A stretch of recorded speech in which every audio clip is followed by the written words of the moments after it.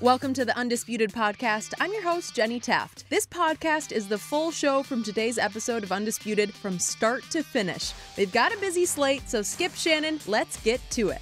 Welcome to Undisputed. We are live from LA. I'm Jenny Taft here with Skip Bayless and Shannon Sharpe. Guys, good morning. Got on my icy blue. Yes, I cannot believe that you sold out. You betrayed your hometown Atlanta Hawks by picking Giannis's Milwaukee Bucks to win the Eastern Conference Finals. You're going to be wrong again, and I'm so sorry you did this. You tried to prevent me from being able to go back home. I know what you're trying to do. I think you just did that to yourself. Nah, you did that. You brought that up. Come on, Shannon. You got to stick with your hometown team. Guys, stop me if you've heard this before, but Trae Young and the Hawks came up with another big upset win last night, beating Giannis and the Bucks 116-113 in Milwaukee. Ice Trae was on fire, dropping a playoff career high 48 points to go with 11 assists. And Hawks coach Nate McMillan put it bluntly after the game, saying, quote, he just has the skill that top players have in this league. He really doesn't have a weakness on the offensive end of the floor. So Shannon, was last night simply Trae Young outplaying Giannis? No, because, Skip, I don't really think it's that simple. And I love what Nate McMillan said, Skip. He didn't do all that hyperbole. He's the best point guard in the game. Because we see that a lot of time with coaches, Skip. They got to have a good game, and he's the best in the game. He said, no. He has the skill set of all the top players have. He did. He has no weakness in his offensive game. He's one of the better players. He didn't go all the way. He's the best point guard. With that being said, Skip, Trae Young was spectacular. He got it going early, and he kept it going throughout the entirety of the game. But when you look at what he got, Skip, he got 23 and 15 from John Collins. He got 12 and 19 from Clint Capella. He got another 13 from Herter. So his supporting... Wait, say that again. He got 19 rebounds from Clint Capella. That's what Capella does. It's the 23 and 15 from John Collins. Huge. So, agreed. And they out-rebounded him again. So you get, 34 rebounds from two guys. And Trae Young is doing what he does. Again, 48 and 11, Skip. 72 points, the most ever in a divisional or conference finals game. That speaks volume to what they're doing. I'd say. But the difference in the ball game, Skip, it wasn't, Trae outplaying Giannis. Chris Middleton had a dud again, Skip. 6 of 23, 2 of 11 in the second half. He had 6 points in the second half. He was 0 for what? 0 for 7, 0 for 9? 0 for 9 from the three-point line. Skip, you can't do that. He is their second best player. Skip, he is the all-star. He's the guy that's going to represent America in the Olympics. And he put up a game like this? You can't have that. Holiday was sensational offensively. He was. But Skip, Trae had his way with him on the defensive end. He did. Yeah, I did not see this coming. Anybody that says, well, they saw this coming, they're lying. True Holiday is as good as we got as on-ball defender. He is. And Trae Young went and got 48. He gave it to him. He gave it to Middleton. Whomever. He did. Skip, I think Bud's going to have to do something. He's going to have to make a decision. I understand that Brook Lopez has been a valuable piece for the regular season. But, Skip, he's giving you nothing in the playoffs. He's sinking too far into the lane, and he's letting Trae Young get in the head of steam, and he can't stop that floater. Or he's sunk so deep is that why you think Trae had an opportunity to shimmy on him and hit that three?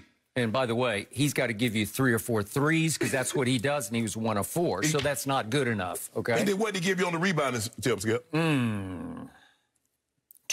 Give the man 7-foot tall. 7 foot tall. And remember, his team led the East in rebounding, and they got crushed on the board. They got beat on the boards. Yep. So with that being said, Skip, I thought Giannis was unbelievable, Skip. He did what we asked him to do. Giannis, stop shooting all those threes. He shot 1 in the first minute of the game. He shot 1 at the end of the half. So he only attempted 2 threes. Everything else, Skip, 20 of his 25 shots came within the paint. And down the stretch, the last 5.5 minutes, he's 5 of 5, 12 points. And he did, Paul George, you got 24 hours to respond to Giannis going 2 for 2 when it mattered the most on the free throw line. You got to respond tonight, Paul George. We're going to be watching. So for me, Skip, I thought the difference in the ball game is that Middleton, the supporting cast, Holiday gave you 33. Giannis gave you 33. Almost a triple-double. He's 1 assist away from a triple-double. But Chris Middleton, 6 of 23, 15 points, 6 in the second half. That won't get it done. And somebody's going to have to explain something to me. Why in the hell they keep shooting all these threes? Skip, I get it. In the regular season, they were a good three-point shooting team. They shot 39%. But in the playoffs, this is the third round of the playoffs, they're shooting 30%. When you got 70 points in the paint, you can get in the paint at will. And you still jack it up 3 after 3 after 3 after 3. At some point in time, Bud, you know what, just pull them aside and say, look here, guys, I know what we did in the regular season, but right now we can't seem to find our stroke. Let's get the ball down in the paint. Let's punish him down in the paint. Giannis can get to the rim anytime he wants to. Holiday's getting to the rim whenever he wants to. Stop jacking up all these threes, because you jack up these threes, you allowed Atlanta to hang around. They caught fire in the second half, and they ended up beating you. But, Skip, I don't really think it was as simple as Trae doing a number on Giannis, because Giannis did what we thought he would do. I think you had his stat line at 35 and 12. I had it at 30 and 12, and he gave us 33 and 12 and 9. So he was sensational. But Trae Young, Skip, that guy, yeah, he growing on you. You liking him now? Like, yeah, you liking him now. I will admit that this little man who stopped growing very early in his life is growing on me by the game, because he's growing through the Eastern Conference Finals. And now that they have a leg up for the 3rd straight series, they're only the 4th team in the history of this league to go on the road and win a game 1. Remember, they've been the lower seed every round. They were low. They were the 5 to the 4 Knicks, right? 5 to the 1. And then 5 to the 1 and 5 to the 3. Now, and they went on the road and won 3 straight games.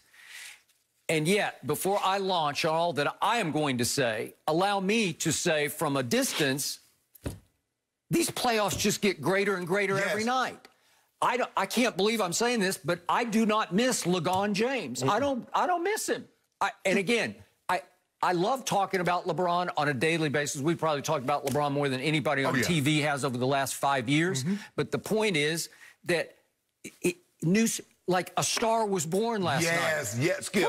You get to see a Trae Young that you wouldn't normally see. You getting to see a Devin Booker. You getting to see guys make name for themselves. And I'm going to frame this by telling you that Trae Young played 1 game, and only 1 game, against Milwaukee during this past regular season, and it came on April the 15th, and it was at State Farm in Atlanta. And in that game, Trae Young shot 3 of 17 and 0 of 3 from the three-point line, and they lost.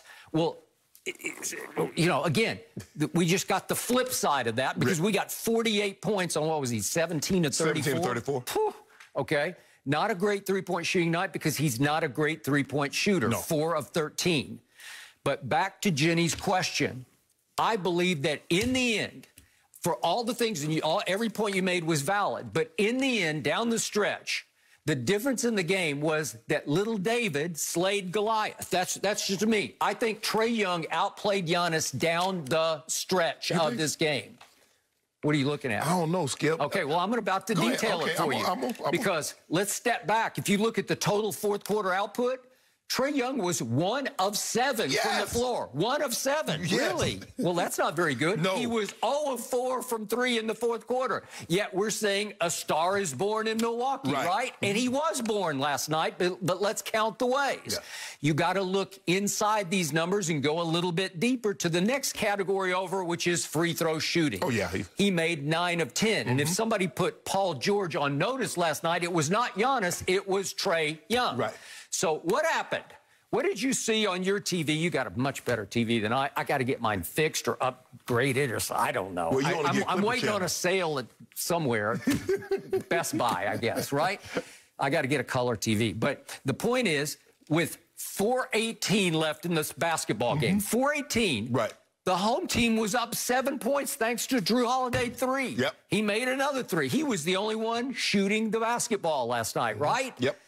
He played well enough for them to win. Well, if I give the home team, who goes into the game as an 8-point favorite over the little Atlanta Hawks, if I give you a 7-point lead as an 8-point favorite at home with 4:18 left, what should happen?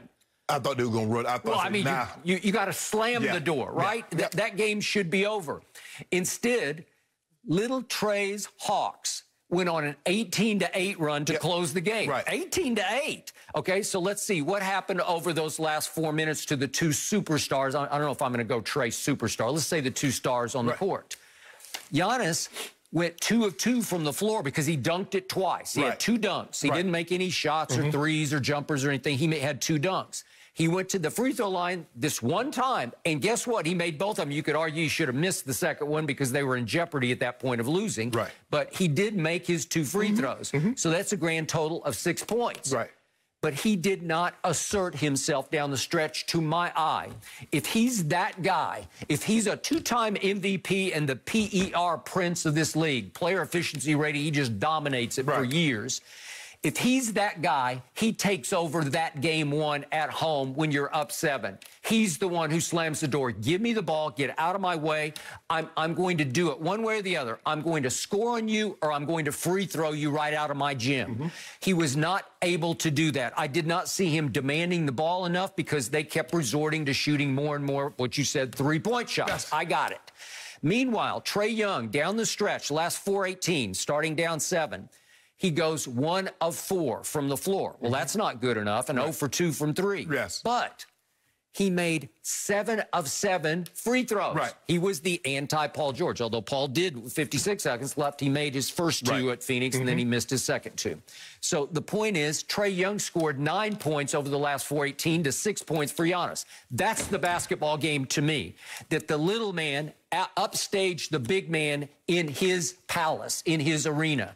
9-6 over the last 4-18, and he did it mostly from the free throw line. You want to talk about clutch free throws? That's a whole bunch of clutch free throws, and 9 of 10, obviously, in the fourth quarter. But, Skip, when you look at it, your 3 guys take about the same amount of shot. Giannis took 7, Middleton took 7, Holiday took 5. You're talking about just in the fourth quarter. In the fourth quarter. Yes. Giannis was 5 of 7. Holiday was 3 of 5. Middleton was 2 of 7, 0 of 4. Skip, that's your second best player. So, because you think about, you said it, Trae Young was 1 of 7, 0 of 4 from 3. Basically, 9 of his 11 points came from the free throw line. Okay. All right. So let's just, for those who might not have seen the whole game last night or whatever, let's look at the 6 shots that Trae missed in the fourth quarter on the night a star is born in Milwaukee in the Eastern Conference Finals Game 1. Here's the first one. This is a floater that he misses. And that was to go up 4. Then this is 6:08. He misses a 3 to go up 5. Then we got a 4:38 shot. This is to go up 1 from 3. Missed that one pretty badly. Then 3:01. He tries again and misses pretty badly to cut it to 1. Then we got a 1:52 shot. Another 3 is short. That's to cut it to 1. And then he missed a floater at 31 seconds left. But guess who? The 19 rebound man. Yeah.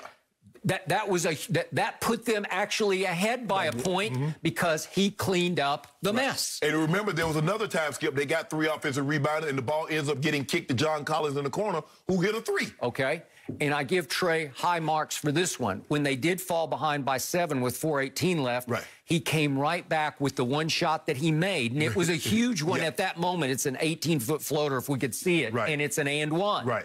So they're down 7 right now. They're facing extinction, and he made it. And he kind of threw it up, and it accidentally went in. But no, I'll give him that. No, that's his shot. That's a shot. I agree. That's his shot. And he got rammed pretty hard. And he went and made the free throw. Well, all of a sudden, the 7 goes quickly back to 4, and you're like, okay, we got this. Then we got a Trae Young assist. And I got to talk about John Collins because listen, he is the most underrated player in the NBA because we just don't know him. He's just now on the stage where you say, oh, that's John Collins. And he doesn't have a name like Trae. It's like a cool name that you can do Ice Trae or, for me, Mice Trae or whatever. John Collins is just like ho and hum, right? John Collins. Listen, he was on Inside the NBA. I don't know if you turned back up the sound. What do you hear me doing? He lit it up, man. He blew me away. He was so entertaining. He was cool. You know, like he knew it. He knew it, and he owned it. And I loved it. And I want to see more and hear more of John Collins because, to your point, 23 and 15, and then with 1:39 left, to cut it back to 1. Let's watch this play that John Collins makes from the corner. This is Trae Young taking it inside. They can't keep him out of the lane. And he gets it over to his man, John Collins, and that's all money.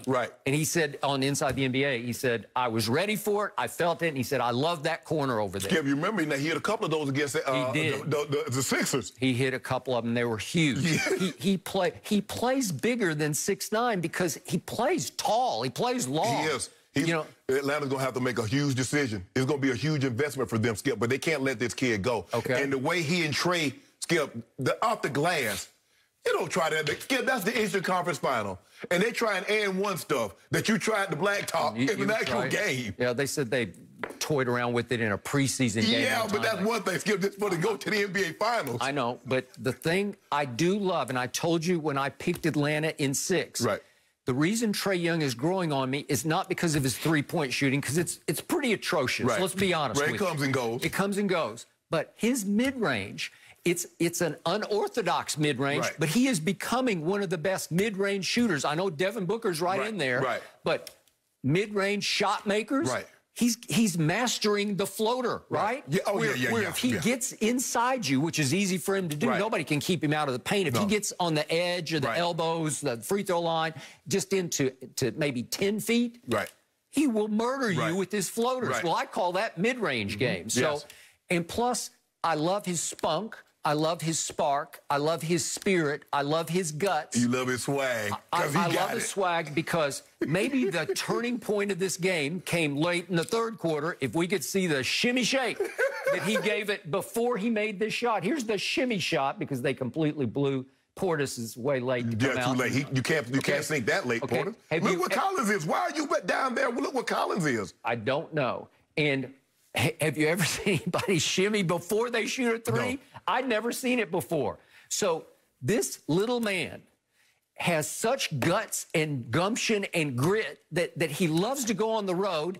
And even though he's not a very good three-point shooter, he knew he had to make. If you're going to shimmy, you better make that one. Yeah. Because if you don't, you are going to be the object of ridicule for the rest of the game in that arena. I'm not so sure before that shot they had the Bucks' attention. I don't either. I agree. He hit that shot. I agree. He had their undivided attention because they showed to the camera and they showed Giannis is yelling and screaming. This man shimmying on us. Yeah, could we? I think we have that. We got Giannis over in the sideline huddle. Reggie Miller made a point of it. And Giannis is over there doing the shimmy. Yeah, he's shimmying on us. He's shimmying on us. Are we going to take this? Yeah, you did. You got no choice. You did. He backed it up. He kept on keeping on. And this team... look what they've done under Nate McMillan. Remember, Nate McMillan takes over their 14-20 on March the 1st. Think about that. They're 14. That's how they wound up a 5th seed. 5th seed, correct. Since Nate took over, in games of 5 points or fewer, they're 13-2. So they're winning all the, not all of them, but they're winning the majority of the close games. And they did it again last night. The difference between now and 80s and 90s basketball, had Trae Young done that, the next time he got the ball, you talk about a foul so hard. Well, and I'm surprised we don't see a little more of that, but he's tough. Yeah. And he's stronger than you think he is. He doesn't, I don't know, he looks fairly well put together. Skip, he can't be no more than 5'11", 170 pounds, if that. Maybe. But he plays pretty strong for his height. Skip, he's got such good handles. And because he has the three, Skip, even though he's not a 40% shooter from the three like Steph, he can make enough of them that you're fearful. Now, what he did is he did a couple early. So now we got to hug up on him, Skip. And so now you hug up on him, what does he do? He dribbles and he goes around your night, gets the floater. Now you come over to try to take the floater away. He lobbed it to John Collins. He lobbed it to Clint Capella. He does. So how do we defend him? You just got to hope he's having an off day. Because if he hits a couple of threes early, now he starts to get around you, you're at his mercy. Because that floater is money. It's money. I would agree. So what's not money to me is the Bucks' belief in Giannis. I don't, look, I've told you again and again, he played very well in Game 7 at Nets. Yes. But I don't trust him the way I'm starting to trust Trae Young in these bigger moments. I don't think his team trusts him. I don't think his team trusts it. And what happened down the stretch, I think we have the Connaughton shot. Connaughton made 3 huge threes at Brooklyn on Saturday night, 3 huge ones. And what did he do at the end of this game? It's a 23-second left shot. But Skip, you can get a better shot than this. Well, I don't know. It's fairly wide open, and it hit nothing but air. That must have missed like 3 feet left. I thought he was pretty good, right? And then your all-star, here we go again. We'll try it one more time. Can you make that one? No, it's about 3 feet wide left. And then at the buzzer, we get your other all-star, Chris Middleton, who was 0 for 8 at that point, trying one more time to do this. It's online, but it's short. It's online, but it's short. I think that was Solomon Hill who bothered him. Remember Solomon Hill? Remember what he did? Unfortunately, I do. Yes. I wonder if Lagon remembers Solomon. I think he does. Yes, but he did a good job, Skip, because a lot of times we see guys, what do? They end up hitting the guy side the head. That's 3 shots. He didn't do that, but I think he bothered that shot. Yeah, he knew he was back there. And so it comes down to your all-star going 0 for 9 because that was your 9th miss, and that was to tie it at the buzzer. And the Atlanta Hawks, your Atlanta Hawks, the team you betrayed, they are 1-0. They're 1-0 in the Eastern Conference Finals. Skip, I always thought this would be a long series. I thought this was a 6 or 7 game series because I've been saying this all along. Atlanta, this is not an accident. They're here. I know people that, well, they just got lucky and beat the Knicks. Julius Randle didn't play well. Oh, they got lucky. Skip, you don't get lucky in 4 games. You beat somebody 4 times out of 7. It's not luck. It's not. It's just not. And remember what they did to Philly in game 1 in the first half? They put up 74 points on them. And Philly didn't see what hit them between the eyes. They weren't ready for that. And then before you realize it, and this is the thing that the Bucks made, now you done gave them they believe they can beat you. They believe they can win this series now. You got that right. That's why when you get a situation where you're the better team, you don't let them hang around because the longer they hang around, the more confidence they're going to get. Correct. And Nate McMillan said, hey, guys, we can beat this team. Okay. So I'll take Nate McMillan over Budenholzer any night. Yeah. Well, Budenholzer's on the clock now. He's on the hot seat. He better, maybe it's a Brook Lopez fix. Maybe it's a switch. Yeah, I don't see a scenario in which he loses this series and maintains his job. I agree. We said that about the Nets. Yes, he was on the hot seat. So he got his job for another 2 weeks. Okay, here we go. Yeah, pressure is on for the Bucks, no doubt about that. We have so much more on this game. Did last night prove Trae Young has a brighter future than fellow 2018 lottery pick Luka Doncic? We're talking about baby bird, Shannon. Be ready for it. Plus, we have predictions for Clippers Suns Game 3 tonight. Don't go anywhere. No mercy. The Suns look to keep their red-hot momentum going after Tuesday's spectacular finish. Phoenix has won 9 straight games in the playoffs and look to get 1 win closer to their first NBA Finals appearance since 1993. Chris Paul is expected to be back in the lineup for the Suns, while on the other sideline, Kawhi Leonard will be out yet again for the Clippers, who are facing their 3rd straight 0-2 series deficit. They've been there before, and it's worked out. But, Shannon, who wins Game 3 tonight? Skip, if the reports are true that Chris Paul's going to play in Game 3. I believe they're true. I'm going to take the Suns. Okay. Wow. I love what he brings, Skip. People don't realize how well Chris Paul is playing. He was 25-10 against the Nuggets, scored 37 in his last game. So he was starting to play extremely, extremely well, as good as we've seen Chris Paul play in the playoffs. So for me, the calm that he's going to bring, the leadership that he's going to bring, now it slides Devin Booker back into his natural position. Devin Booker does not have to worry about playmaking. He has a guy now in Chris Paul. He can do the playmaking. Now, if Chris Paul goes to the bench, you have Cameron Payne who can do the playmaking. So now Book gets to do what Book does really well.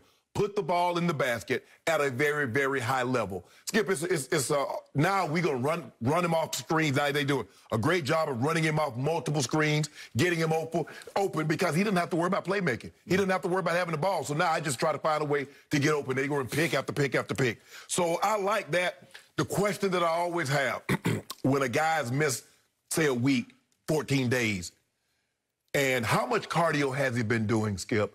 Because the thing that I worry about when a guy that hadn't been doing cardio in a while, he comes out there and tries to overdo it, muscle gets fatigued, that's when you get a tweak. So I think Monty Williams is going to be very, very careful of Chris Paul's minutes tonight. It's like, okay, let's see how this thing goes. I don't want him to overtax himself. Cameron Payne is playing really, really well. So we can do that. So if Chris Paul plays, and there's no reason that I guess we shouldn't believe that he is going to play, I'm going to take the Suns in a very, very close ball game. But it's not going to be easy. And I know the Clippers have been down twice in this situation, but both of those times they've had Kawhi. This is a different animal because you don't have Kawhi. And I believe the Suns are better than both Utah and Dallas, which are the 2 previous teams that had them down 0-2. So I'm going to take the Suns in a very, very close ball game. But I know the Clippers will be ready. Ty Lue will tinker with that lineup a little more. He'll have those guys playing feisty, hungry basketball. Because he knows, Skip, you go down 0-3, it's over. You're not beating this team 4 times. No. Okay.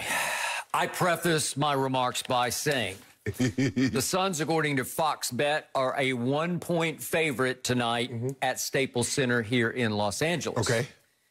Yesterday, you gave me 2 points for, what did we say? 2 cases. 2 cases of Diet Mountain Dew. Yep. I am here to tell you I now want 0 points. Oh! I want 0. Look at you talking all big. Because the time has arrived for me to have the courage of my convictions. Look at you. I have believed in the Clippers from the start of the season. I've said they're going to the finals. I think they're going to win the finals. Obviously, I need Kawhi Leonard to do that, and I don't have him, and I'm not going to have him because he's gone for the playoffs. But I do believe in them against the Suns enough that I do believe with all my heart and soul and conviction that they will win Game 3 at Staples tonight, even though they're completely up against it because they're up against it because, as I told you yesterday, the first round against Dallas, games 3 and 4, obviously, were at Dallas. And on a Friday night, they fell behind 30-11 to the Dallas Mavericks before a crazed crowd at American Airlines Arena. And they fought and scraped and scratched and clawed back into that game. And they won that game going away. They did. And then they won the next one in a landslide, game 4 at Dallas to come home 2-all.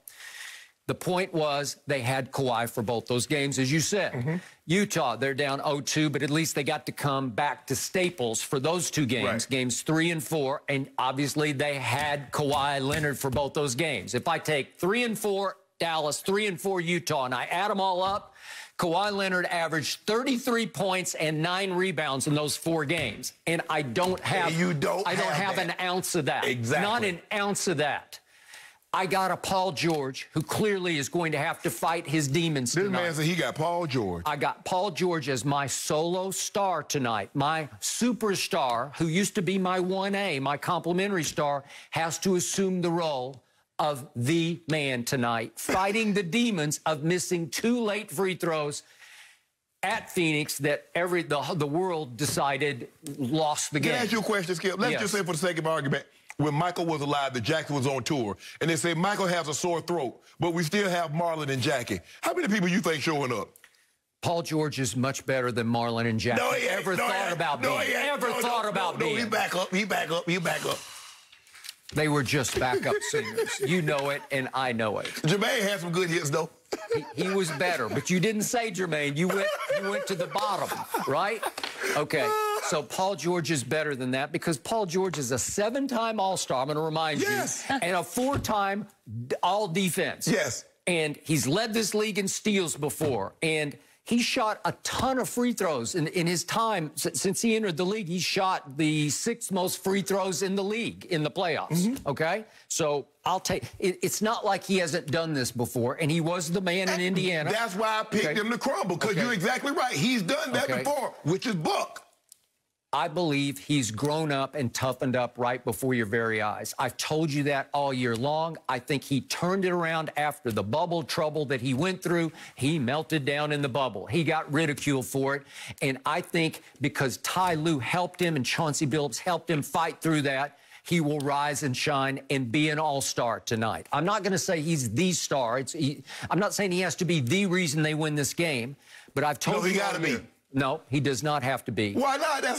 Because they are loaded with talent all the way to the bottom. What have I told you all year long? The deepest team, the most talented team in the West, let's just do in all of basketball, was the Clippers. So Ty Lue has enough buttons to push to beat the Suns in a must-win. I agree with you. This is do or die. Oh, yeah. Obviously, I always say the Clippers have to do it the hardest way. Yeah. Well, the absolute mathematical hardest way would be 0-3, right? Yes. And then I guess I'd say, okay, well, let's see if we can do this. Well, without Kawhi, you can't do that. No. And the other thing I keep telling you is, they have gone all year, weirdly, as Marcus Morris Sr. goes. Well, he's got some kind of knee issue that was troubling him going into Game 2 at Phoenix. And what did he do in that game? He shot 3 of 11. He gave them nothing from 3.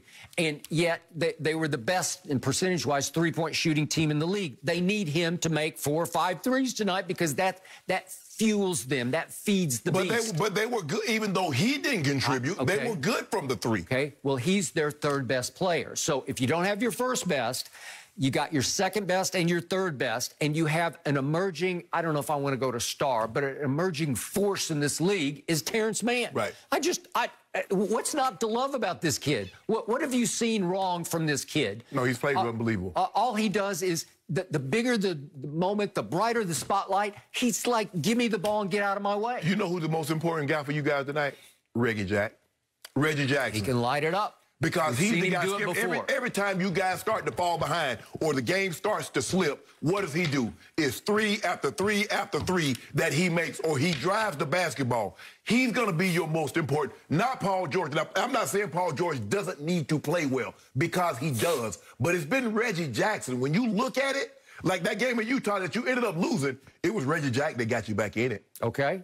What have I told you about him from the start? I will never forget the fateful game 4 at Memphis in 2014, when they were about to go down 3-1 to Memphis, featuring Gasol and Zach Randolph and Conley. That was a loaded team. Yeah. And it was Kevin Durant, obviously, and Russell Westbrook, who had the two combined worst nights they've ever had together in a playoff game. Right. And this kid, Reggie Jackson, from Boston College, came out of the blue, a Sam Presti special. He scored 32 that night, and they won by 3 in overtime, thanks only to him. He's highly capable of doing that. This team is highly capable. It's highly resilient. In fact, the Hawks and the Clippers remind me a little bit of each other, because there's something going on with both of them where it's that cliche refuse to lose stuff, where they just think they're going to make a couple of shots to get back in the game. And they got back in both Game 1 and Game 2 at Phoenix. But what you add, when you add Chris Paul back to the mix, you add an all-NBA defensive player. You bring a guy back in that's going to be he'll probably be guarding. No, they'll probably put Book on Reggie Jackson, and they'll slide CP3 to Patrick Beverly, because you don't want him exhausting himself chasing Patrick Beverly all over the court. Reggie Jackson all over the court. Patrick Beverly is not the offensive threat, and then you take your guy and put him on a guy that you're not really worried about from an offensive standpoint. So that's another thing that you get back. You get Chris Paul. You know, Chris Paul has led the league in steals more than Paul George. Well, he has. And he's the calm. He's not gonna let, when things start to get chaotic, he's Monty Williams on the court. Okay, guys, let's settle this thing down. Okay. Let's make sure we get us a good shot. In 16 seasons, how many times has Chris Paul been to the NBA Finals? None. Okay, so it's not like he has a track record of playing huge in these games. And to me, I'm having to root for this to happen. He's been gone now for 11 days. I don't know how much cardio he did. If in fact he had COVID, did it bother him? They said he was symptom-free, but you never know. What do we see from Schroeder late in the season? He had COVID, and it bothered him, right? Yep. Jason Tatum said he still had some lingering issues from it, right?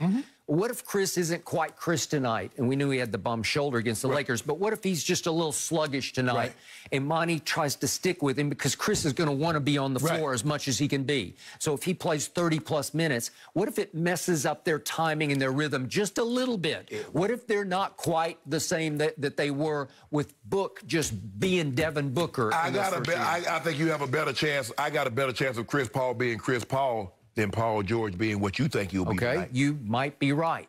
But I saw a revelation in Game 2. What was that? I saw Patrick Beverly on Devin Booker, and he did a number on him. And I'm not saying he can shut him down or hold him scoreless, because obviously he can't. 2K, he get 25. No, I'm 25. Do 40. Let's do 40 again. Nope. Come on. You were big bad 40 the other day. Chris Paul's back now. We ain't gonna need that 40. Well, you said he's gonna be the 2 guard where all he has to worry about is shooting. But Chris Paul gonna be able to give you some numbers too. Okay, I'll do 40 for 5 cases. No? Okay. Well, no guts, no glory. But you losing. Okay, well, I told you. I offered you insurance. You know how to play blackjack. I don't need insurance, because I, unlike somebody at this table right now, not being me. Skip, I got an ace. I have the guts to say I don't need any points. Skip, I believe in my team. You do realize that blackjack, if the dealer flips up an ace, he offer you insurance. Yeah. I'm offering you insurance, Skip. You don't want it. I don't want it. Do you want the insurance, No, Skip? I don't need it. Okay. I don't need it. You see? I believe in the Los Angeles Clippers, not the Los Angeles Lakers. Tonight, the Clippers are still playing, and I don't know whatever happened to LeBron James. I don't know, but do you think he'll watch this game? Maybe he will, wherever he is. I don't know. I don't know. I think him and KD, I thought I saw him and KD at the Mets game yesterday. Really? Yeah. Maybe he's scrimmaging the Monstars or something. Don't worry about that. We got a nice little movie coming out. Okay, we got other things to worry about. You worry about your team. You worry about them going 0-3 down tonight. The guy who scares me the most is Cameron, P-A-I-N, because he has inflicted nothing but pain on me in those first 2 games. He was also a revelation for the Suns. As the 14th overall pick in 2015, he has risen and shone for the Suns as like a quasi-star. He was playing at high level. They couldn't keep him out of the lane. So what if his minutes get restricted to 12 minutes or 14 minutes? I'm good with that. We don't count minutes. We make the minutes count. Okay. That's what we do, Skip Bayless. Okay. It ain't matter if we get 20, we get 25, we get 30. We might not give it 15, but we're going to make the minutes count. But you need to worry about the D8. Okay. And that's what you need to worry about. Furthermore, I told you at the trade deadline when they acquired playoff Rondo from those Atlanta Hawks, maybe it's one of those classic trades that benefits both teams. It sure benefited the Hawks. Okay, they got Lou Will, and he's had his moments. But it's time for Rondo to have a moment tonight because he does not like Chris Paul III and vice versa. And I believe that Ty Lue has been playing Rondo more and more minutes to get him in game shape, ready for Chris Paul's return, because I think you're going to see Rondo go at it with Chris Paul because they believe Rondo can do, to some degree, on Chris what Pat Bev can do on Devin Booker. You know what? Pat Bev got you hyped up, got you gassed up. Now watch what D-Book do to him tonight. Okay. You want to go 5 cases for 40? Nah. Okay. Skip, for 25? Are you kidding 25. me?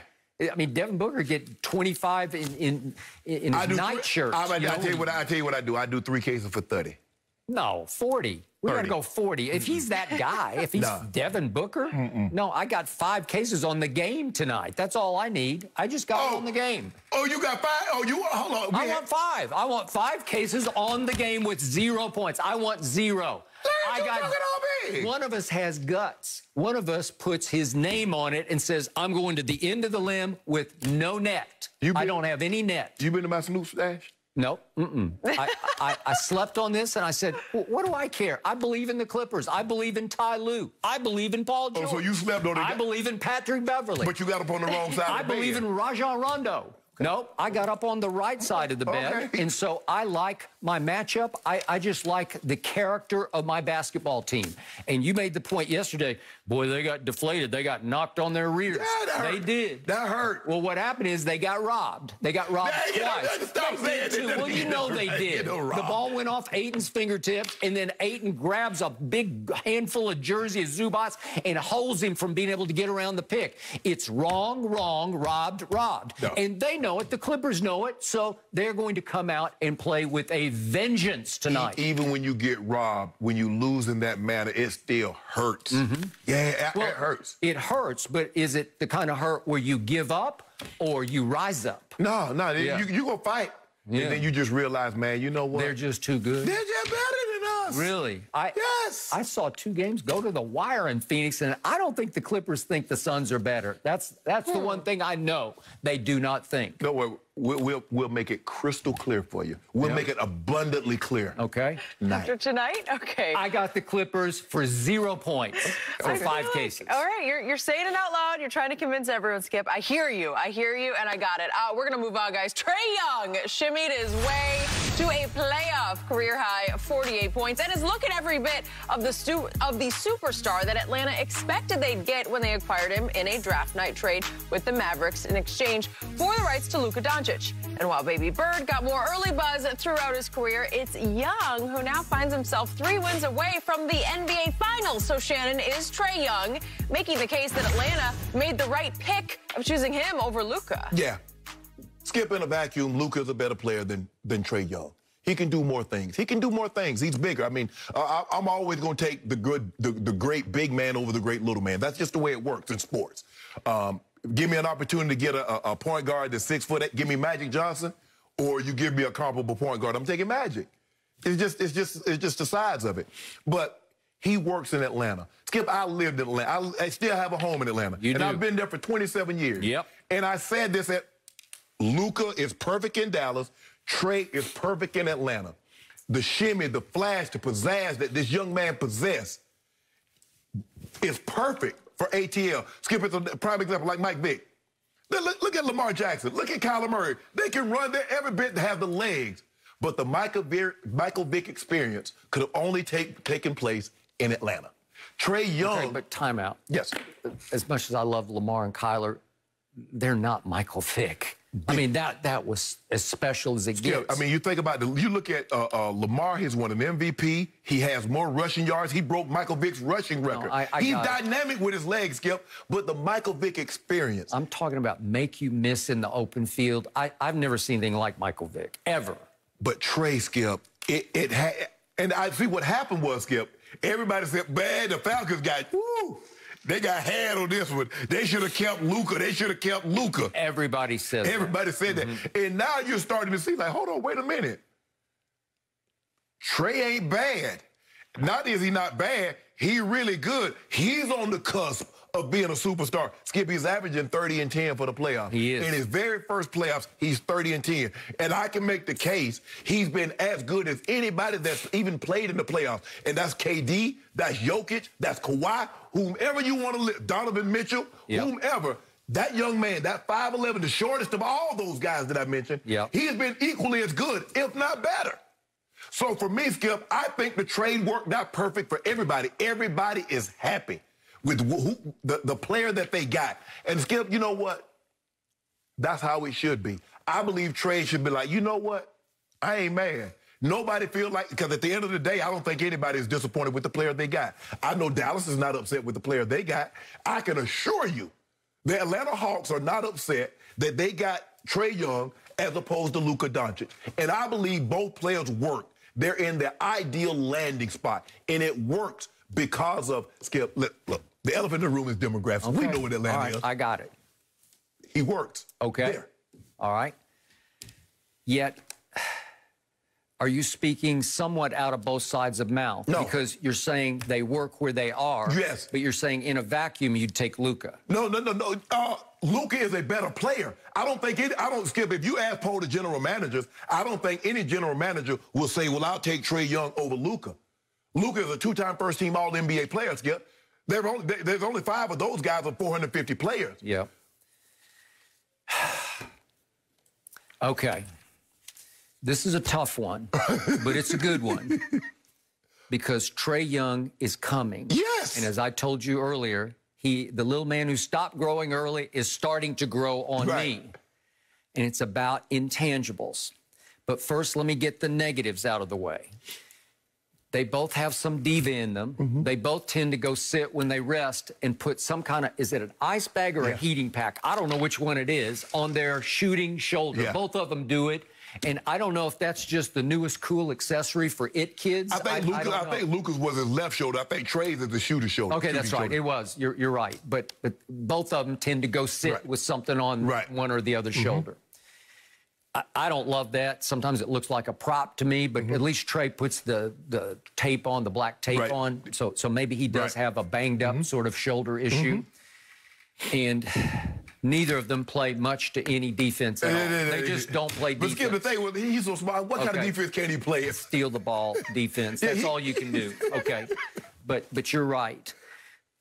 And then we get to three-point shooting. They're both, I'm sorry, for their star standards, they're pathetic three-point shooters because since Trae entered the league, well, let's just look at their overall. This is for 3 years. Trae's at 34%, and Luka's even a little worse. So Trae is ranked 77th of the qualified shooters since he came in the league, and Luka is 81st at 33%. So it's just bad on bad.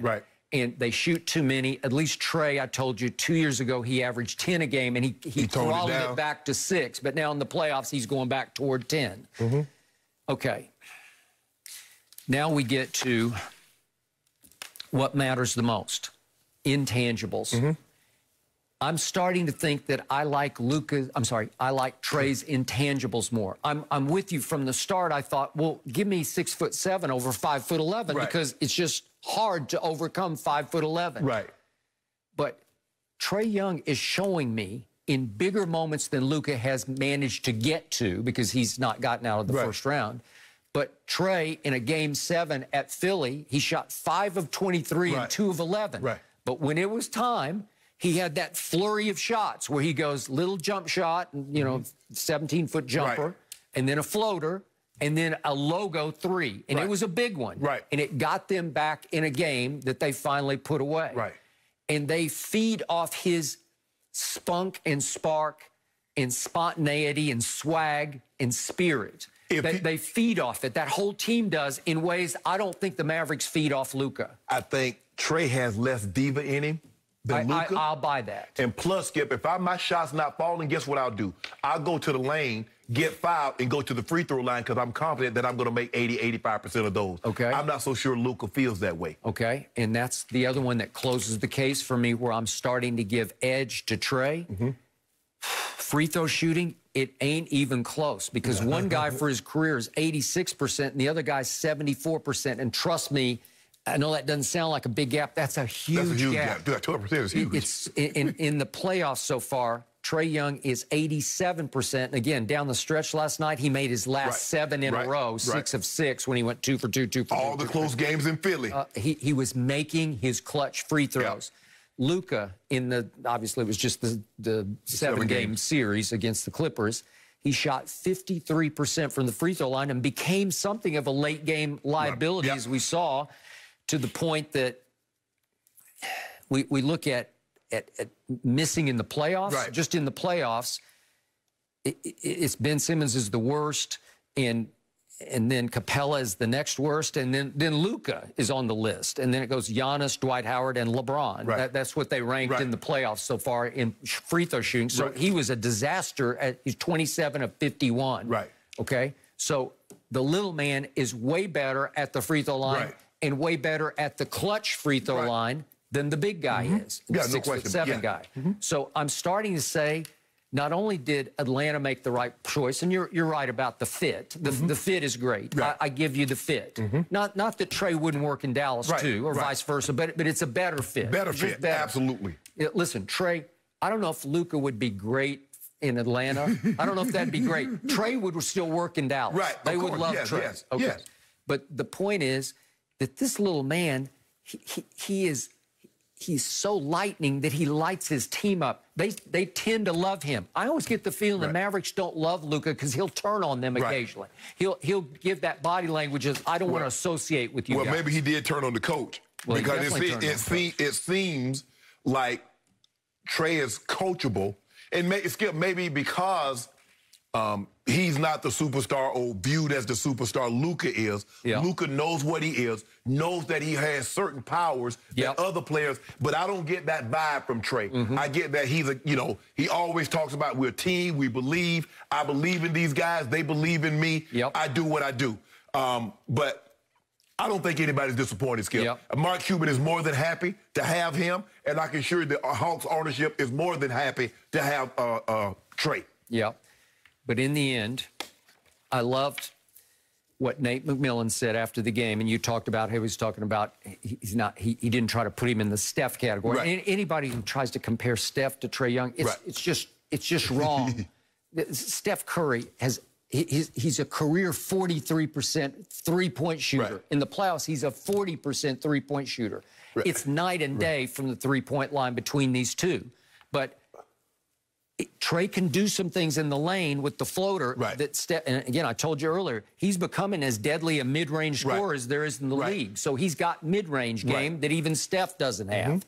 But in the end, Nate McMillan talked about last night how no stage, especially road stage, is too big for Trae because he loves it. He lights up to the road. He turned into everywhere he goes, he's the villain now, Skip. He loves it. And I never could get him as a villain because I obviously watched him in his year because I'm a University of Oklahoma fan, but he's from Norman, Oklahoma, right there where OU is based. But he seemed like such a nice kid, such a non-threatening kid that I don't get how he became a villain in New York to the point somebody thought they could spit on him. They needed to spit on him. I mean, Skip, he's so small. Normally the villains are big guys, you know, the Lambeers of the world, the Dennis Rodman, they became villains wherever they went. Somebody who has some more intimidation to him. He's a normal guy. If you don't watch basketball, you don't know basketball, and he just walks by you in the street, you're not thinking that's an NBA player. Heck no.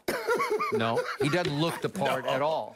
But his teammates, you can tell in the post-game interviews when they all come up and hug him, they love him more than the Dallas teammates love Luka, to me. And that's gold. Yeah. That, you can build on that. Because I'm going to remind everybody that DeAndre Hunter was supposed to be their best perimeter defender. He wrecked his knee and is going to surgery. And Cam Reddish, another high pick in the draft, was he has, you talk about NBA body, looking the part. Well, he's got an Achilles issue and he's gone. Well, if you put those two with that little man, all of a sudden, if you get them healthy again, that's going to be a deep, talented team that's going to be a threat to the Nets going forward in the East. One of the things that I can say, Skip, if you are a superstar player and you don't isolate yourself from the other guys, in other words, Skip, you don't view yourself above them. I look at him and I don't think he does that. I think when the guys are doing something, I think that's a great trait. Tom Brady has that trait. Everybody talks about how Tom's one of the other guys, just a normal guy. He comes in, he's talking, asking about your family. You know, he's sitting down having conversations. I think that's a very enduring quality to have, where you don't believe, although you know that, yes, I'm the guy of the team, I'm one of the guys on the team. And I think that's a very good quality that Trae possesses. Your hometown Hawks got something going. Yeah, they do. Thanks to that little man. Oh, Highlight Factory. I like their future better than I like Dallas's with Luka. Yeah, because, Skip, the thing is, okay, you got an albatross in Porzingis. You got to make a decision with Hardaway. Now, they're going to have to make a decision with John Collins. John Collins is going to make a lot of money. Because if you look at what he's done in the playoffs, Skip, I think he was 18-8, and he's been even better in the playoffs. He's going to make himself a lot of money. I think Trae is going to be very disappointed if they let him go. Because he can make shots, and Skip, he can roll to the basket. He's a pretty good defender, too, now. Very good. Underrated. Yes. I loved what Colin said after the game. It's pretty simple. The chemistry's right. It's working for us. Like, it just is working for Atlanta right now. And, you know, Shannon, they're not going to forget that you didn't pick them. Now, you know, I might have something coming in the next couple of days. I don't know what it is. I might have something coming. I might have something coming. Change your mind. What are you guys going to say about this one tonight? How much pressure is on Paul George to bounce back? We discuss after the break. No mercy. George is looking for some redemption after Tuesday's loss to the Suns, while PG had a team-high 26 points that kept LA in the game, as two missed free throws left the door open for Phoenix to steal the win with that DeAndre Ayton alley-oop. George has scored 30 or more points in 4 of his last 6 games and will probably need another big night to get the Clips back in the series at this point. So, Shannon, how much pressure is on Paul George tonight? There's a pressure on Paul George and the Clippers, Skip, because, like you said, they don't have Kawhi, and you can't go down 0-3 to this ball club, because I believe they're more complete than Utah and the Dallas team that they previously fell down 0-2. With that being said, I think there's a lot of pressure on PG because he's their best player. Like scale of 1 to 10, you'd go to a 9. Okay. Because he's the best player. And there are going to be opportunities, because when you're the best player, guess what? You get to take as many shots as you want, and there's no questions asked, because this is what was required of you, is for you to be the guy who they thought you would be. Yes, they paired you two up, because if Kawhi's having an off night, PG could take it over. PG's having an off night, Kawhi could do his thing. Well, now there is no Kawhi. Kawhi's literally having an off night. He's off tonight. So now, PG, you have to be PG. Now, obviously, Reggie Jackson, other guys are going to have to contribute. But, Skip, if Paul George doesn't get to 30, I don't know how they win this ball game unless Reggie Jackson goes and gets you 30. Terrence Mann gets you somewhere in the 20s, or some other guy comes along. What happened in the final Game 6 of the Utah series? If you get a couple of guys that come along like Reggie Jackson and Terrence Mann, okay, maybe Paul George doesn't need to give you 30. But if that doesn't happen, Paul George is going to have to be sensational. He has that ability. The question is, has he gotten over the demons in 48 hours to say, you know what, that's in the past? The old me, that would bother me. The new and improved Paul George, that's a thing of the past. All I can do is control what's in front of me right now, and that's Game 3. So there's immense pressure on PG and the Clippers. They're not. You go down 0-3, you're not winning this series. Okay. Scale of 1 to 10, pressure on Paul George tonight at Staples Center, through the roof. I'm going to go 10. You go 10? You go all the way? I'd go all in 10. It's extraordinary. I personally would not want to be in his sneakers tonight because that's a lot of pressure on a guy who obviously melted down and crumbled in the bubble to the point he said he admitted publicly he needed counseling in the bubble because the bubble got to him and then the game started getting to him. And as we know, he came all apart. And his public confession of that, his trying to own that publicly, made him the biggest target in sports, to me.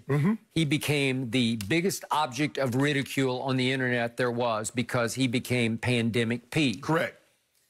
He came right out of the blocks in game 1 against your Lakers, and you know and I know what happened. And again, it was just the first game, but I thought it was a very significant game for Paul George because he shot you right out of your own house. You know, he shot you, the team that lives upstairs, the team in the basement, shot you right off the roof of Staples.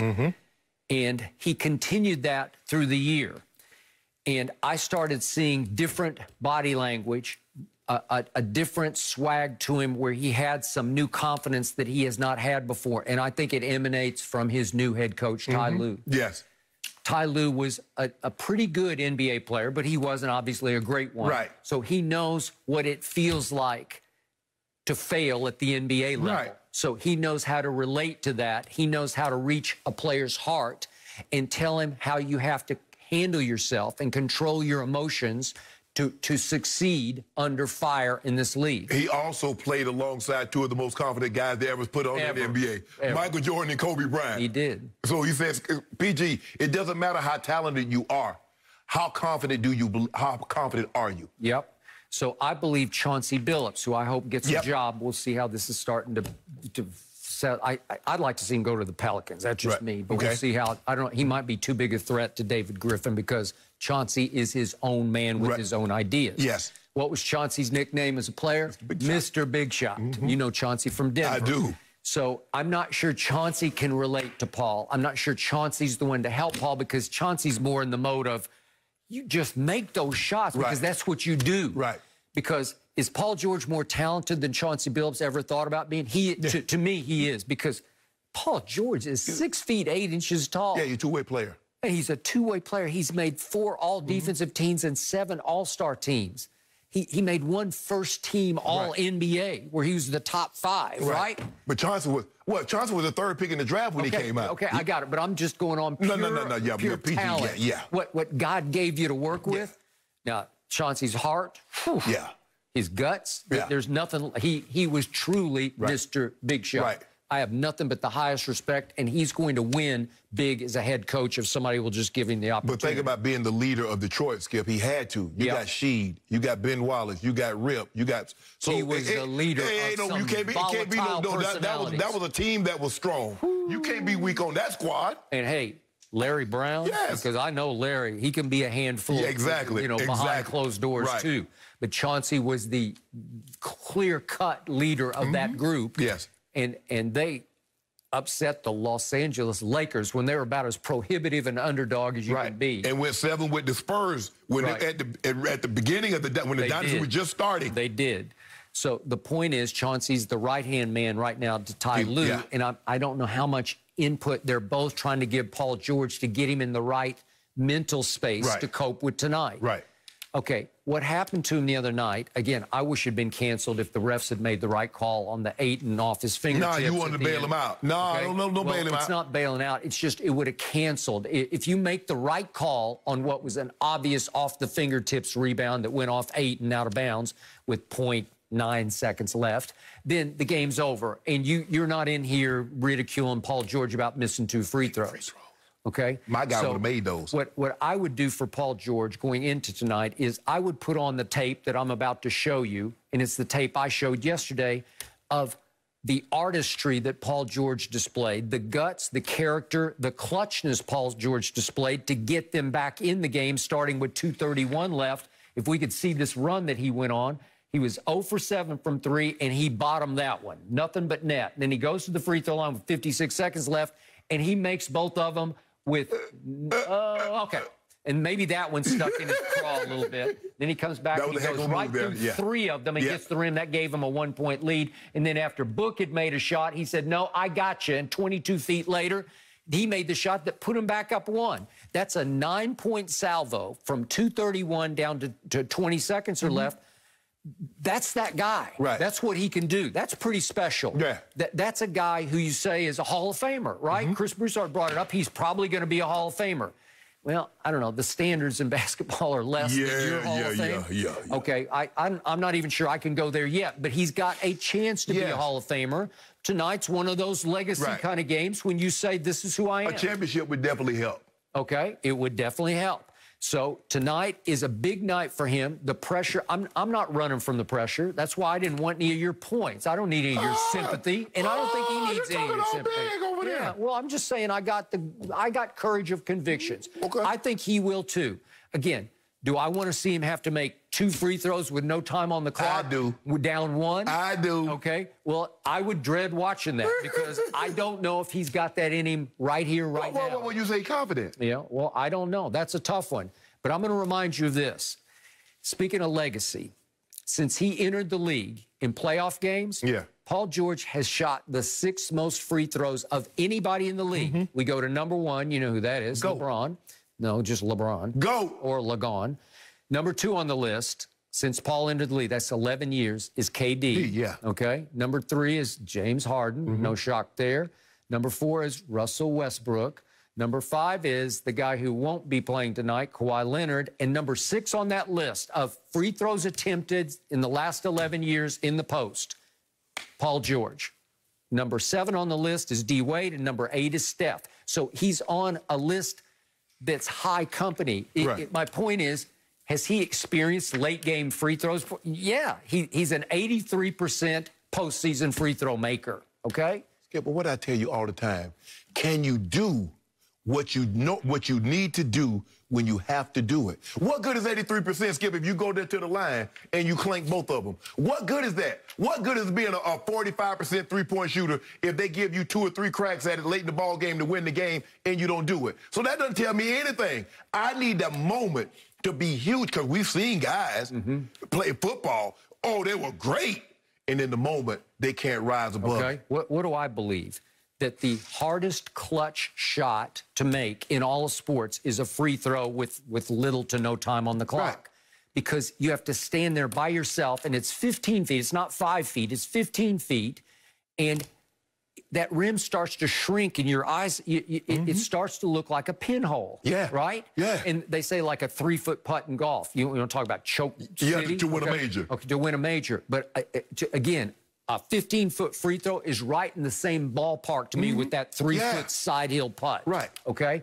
It's hard to make those. See LeBron James. He's the worst superstar late-game free throw shooter we have ever seen. I can show you the stats. But see, we don't see that's what the difference between us and everybody else. We don't let it come down to that. Okay. We just bomb away from you. Okay. Well, what I love about Paul George is I've never seen him run from the free throw line, and he didn't run from those 2 that he missed because he could have gone like LeBron does and hidden up court somewhere and let Luke Kennard get the ball in bounds and shoot him. That way we wouldn't have been talking about it. Yeah. But since he didn't do that, well, we just...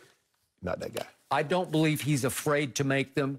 I don't know if he can make... I believe he can make 1 out of 2 in a do-or-die situation. I don't know if he can make 2. Okay? But you know what? It's not going to even come down to that. I hope not. It's not. Because the Suns are going to be out in front by like 5-6 points. Okay. Well, you go ahead and keep talking because we got 5 cases, and I want no points. First of all, you the one that I gave you 2 points. I don't want them. I don't want it. And as a matter of fact, I want 5 cases instead of the 2 that we bet. Yep. I got it. So you the one that's over here just got your chest all out. Okay. Well, I've been going all year long telling you this is a new, improved playoff P. I don't believe it. I believe in playoff P. I don't believe it. So I'm good. 10 pressure. 1 to 10. I'm going 10. He will stand up to it. He will face up to it. He will own it, and he will thrive on it. Okay. Here we go. Playoff P. I have heard that a lot from you, Skip. I agree. I agree. Let's switch gears to the Eastern Conference matchup. Was last night more about the Hawks winning or the Bucks letting one slip away? Chris Broussard will join us. Let's get his thoughts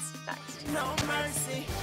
Well, I'm saying it again, guys. Trae Young and the Hawks came up with another big upset win last night, beating Giannis and the Bucks 116-113 in Milwaukee.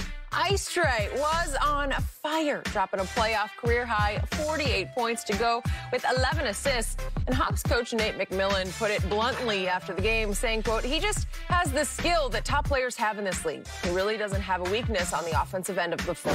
Fox Sports NBA analyst Chris Broussard joins us now. Chris, what a game. Did the Hawks win it, or did the Bucks lose this one?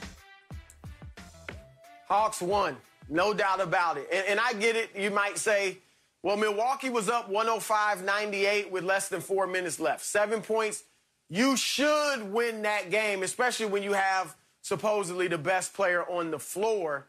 But in those last 7 minutes, obviously, Atlanta just took over. And I'm going to highlight what they did rather than what Milwaukee didn't do. Atlanta, which out-rebounded the Bucks in the game, and the Bucks were the best rebounding team in the Eastern Conference, they grabbed 5 offensive rebounds in the last 4 minutes. All of them led to buckets. Trae Young makes 7 of 7 free throws in the last 3.5 minutes. And that shot he made on the left wing, the three-point play from 18 feet when he was fouled by Drew Holiday, that was just phenomenal. So I give Atlanta credit. And the only reason they were actually down 7 with 4 minutes left was because I feel like they took their foot off the gas. They went on that 28-13 run over an 8-minute stretch of the third quarter to take control. And it culminated with Trae Young's shimmy three-pointer, right? He does the shimmy. He hits the three. They're up 8. It's looking like they're going to win this thing. And then I feel like Trae got too cute. He was feeling himself at that point. And he missed his next 5 shots. He committed 2 turnovers over the next few minutes in both the third and fourth quarter.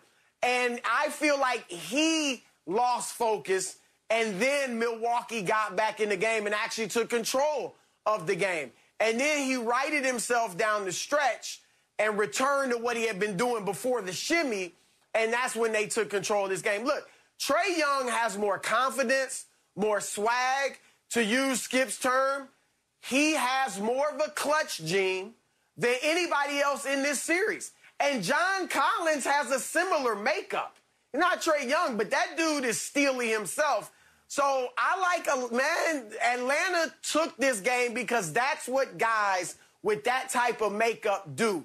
They take it. So I give all the credit to the Hawks. I agree with you. The Hawks won it because at the end of the day, you still have to execute. Skip, we've said this, Chris. You know we've said this a lot. That game was right there for the taking for such and such a team.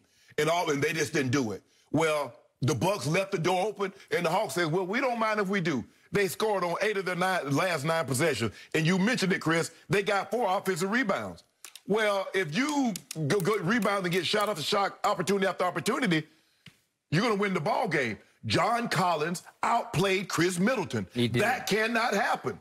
Okay, if you want to say Giannis did his thing, 34, 12, and 9, almost a triple-double. He was the only starter with a positive plus-minus rating. So he did what he did. Okay, you say him and Trae canceled each other out. Well, I got Holiday and I got Middleton. I would like to think that I got, of the top 5 players, I got 3 of them. Chris, I like to think the Bucks got to say, okay, of the top 5 players that's on the court, especially the starters, I got 3 of them. Holiday, Middleton, and Giannis. Okay, you want to say John Collins and Trae? Okay, but I got 3. This can't happen. But the Hawks, and as you said, Trae Young has so much confidence. He's like, I can get whatever I want. I'm surprised how he had his way with Holiday, one of the premier on-ball defenders in all of basketball. He was first team all defense. And Trae Young made him look like an average guy.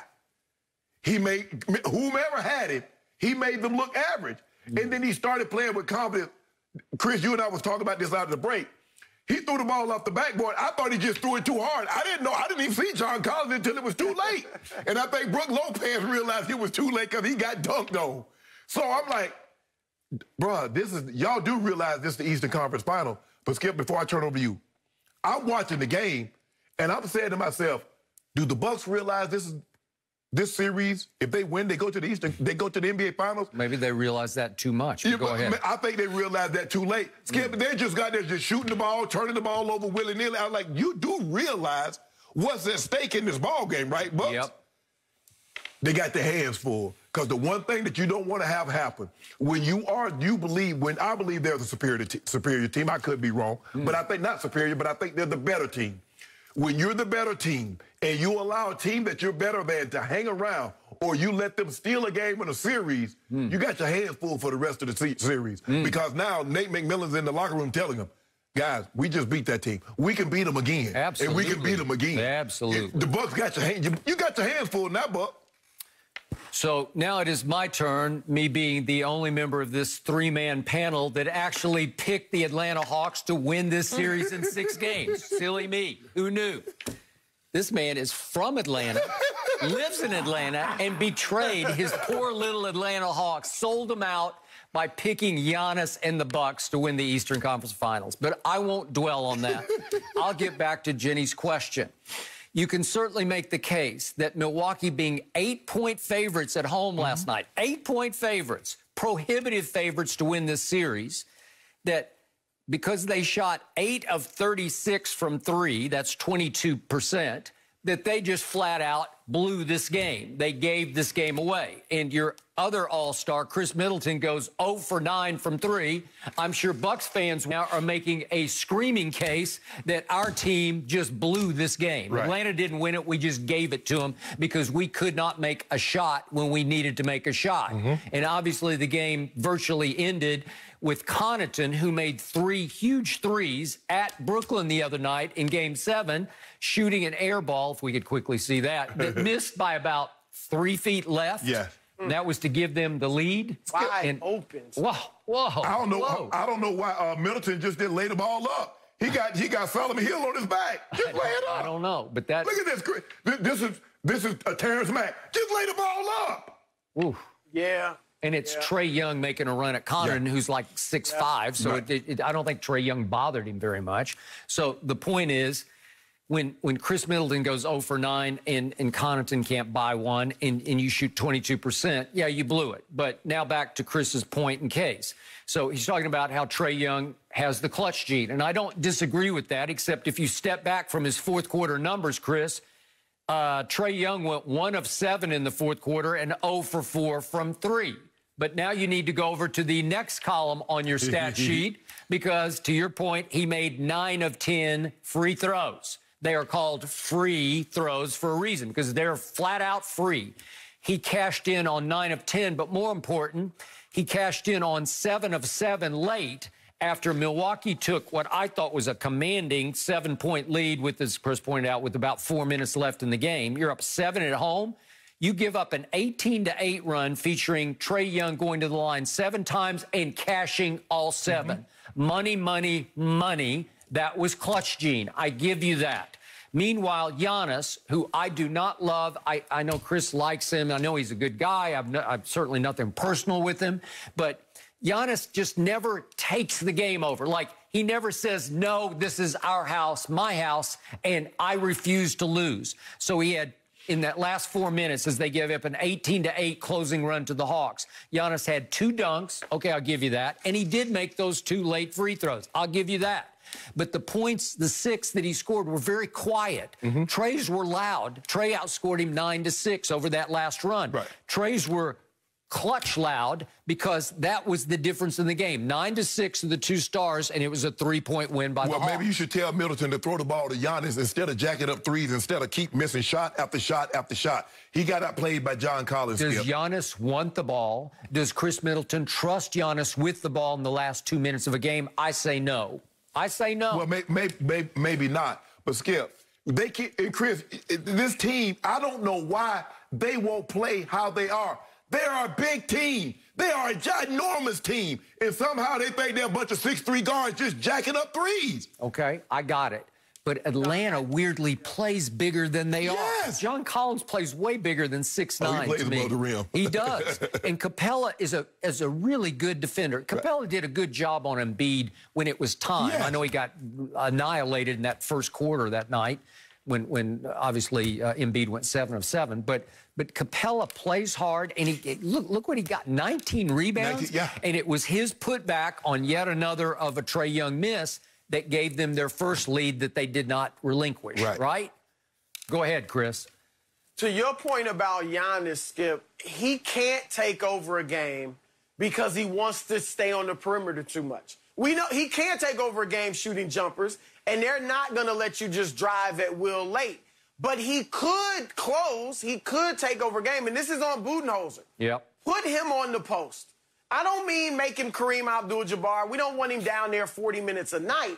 But when you need a bucket, put him on the post. We saw what he did to Kevin Durant at the end of overtime in Game 7. He faced him up, then backed him down, and went to a jump hook. Who in the league, including Embiid, could stop a Giannis jump hook? But Giannis likes to spin toward the baseline and fade away, shoot a jumper. Last night, I think it was in the first half, he had Trae Young on him. And he was in the middle of the paint, and he kind of was backing him down, and he shoots a fadeaway, and he missed from like 8-10 feet over Trae Young. And so Giannis, he could close if at crunch time he would go to the block and use the jump hook. But he wants to be too finesse. He wants to shoot jumpers or play on the perimeter, and he can't close that way. That's one of the key missing things for the Bucks. And again, that's on Budenholzer and that staff to make Giannis understand we need you down here in these moments. Because they put him at the 5. If you look at the fourth quarter, they played him at the 5. Lopez only played 12 seconds, and that was to come in and on the free throw line when they thought he might miss the free throws. So they put him at the 5. They played him where you wanted him to be, Chris, on the block. So allow me to make a closing point here that something is going on with these Hawks, Nate McMillan's Hawks. Yeah. Because they're only the 4th team in NBA history to win 3 straight Game 1s on the road. On the road, they're now 6-2 on the road in the postseason. Wow. And when you look at what they've done, Nate took over. They were 14-20 on March 1st. And now they have taken off to the point that in games of 5 points or fewer at the end of the game, close games, they're 13-2 in those games. So they're winning almost all their close ones. Right. And they're winning on the road, and they're winning because their little man star is their rocket fuel. They all feed off him. They love him, and he's not a great three-point shooter, but he's developed a mid-range game that is, to me, it's as devastating as Devin Booker's. It's floaters, but it's lethal. It's hard to defend it. You said they're 13-2 in games decided by 5 points or less. That comes down to execution. It does. You got to be able to execute when it matters the most. Yep. And they put the ball in his hand. They trust that he's going to make the right play. But the Bucks are going to have to get more from Lopez, and Middleton's going to have to. Because you remember the first 2 games of the last series, Chris, Middleton and Holiday were awful. Holiday redeemed himself on the offensive end, but he gave it up to Trae Young on the defensive end. You cannot let Trae Young go get 48 against an all-defensive player. 48. He got 48 and 11. He abused Holiday. But Shannon, Holiday and Middleton, this is the level of player they are. They're really good, but then you can't pencil in 20-plus points with them. As good as Middleton is, he might get 20, but he might shoot incredibly poorly. He might shoot 20 times to get that 20. You can't fully count on them every single night. So how much trouble is Milwaukee in now? You guys picked them. Oh, you over here gloating. I'm not jumping off my pick just yet. Yeah, I picked Milwaukee in 6, but they got their hands full. I think they got their hands full. Hey, Chris, guess what else you and I picked? I like watching Atlanta play. Hey, Chris, guess who else you and I picked? I'm sticking with the Bucks. We picked the Suns, too, didn't we? You don't hear me talk about that? How much trouble are your team in? Well, let's talk about that. Okay. I think this one's good. Well, that one may go all the way. Yeah, okay. The Suns fans are calling for sweep. Don't go anywhere, Chris. Good. We need your prediction for tonight's pivotal Game 3 between the Clippers and Suns. We're back home, though, in L.A. That's next. The Suns look to keep their red-hot momentum going after Tuesday's spectacular finish. Phoenix has won 9 straight games in the playoffs and look to get one win closer to their first NBA Finals appearance since 1993. Chris Paul is expected to be back in the lineup for the Suns, while on the other sideline, Kawhi Leonard will be out yet again for the Clippers, who are facing their 3rd straight 0-2 series deficit. a familiar position for the group. Chris Broussard still with us. Chris, who you got? Who wins Game 3 tonight? Tonight, I've got the Clippers. Look, part of coming back from an 0-2 deficit is you have to have confidence. You have to believe that you can come back from that deficit. And we know the Clippers have confidence. For all of Paul George's demons and mental battles he may go through, this team feels confident that they can do it because they have. And you can't throw history at them because they've already overcome history and become the first team ever to do it twice in the postseason. Ty Lue has come back 4 times from 0-2 deficits. And they can rightly say to themselves, look, we should be up 2-0. But for a break here, break there, we would be up 2-0 going home, or at the very least, they definitely should be even at 1 game apiece.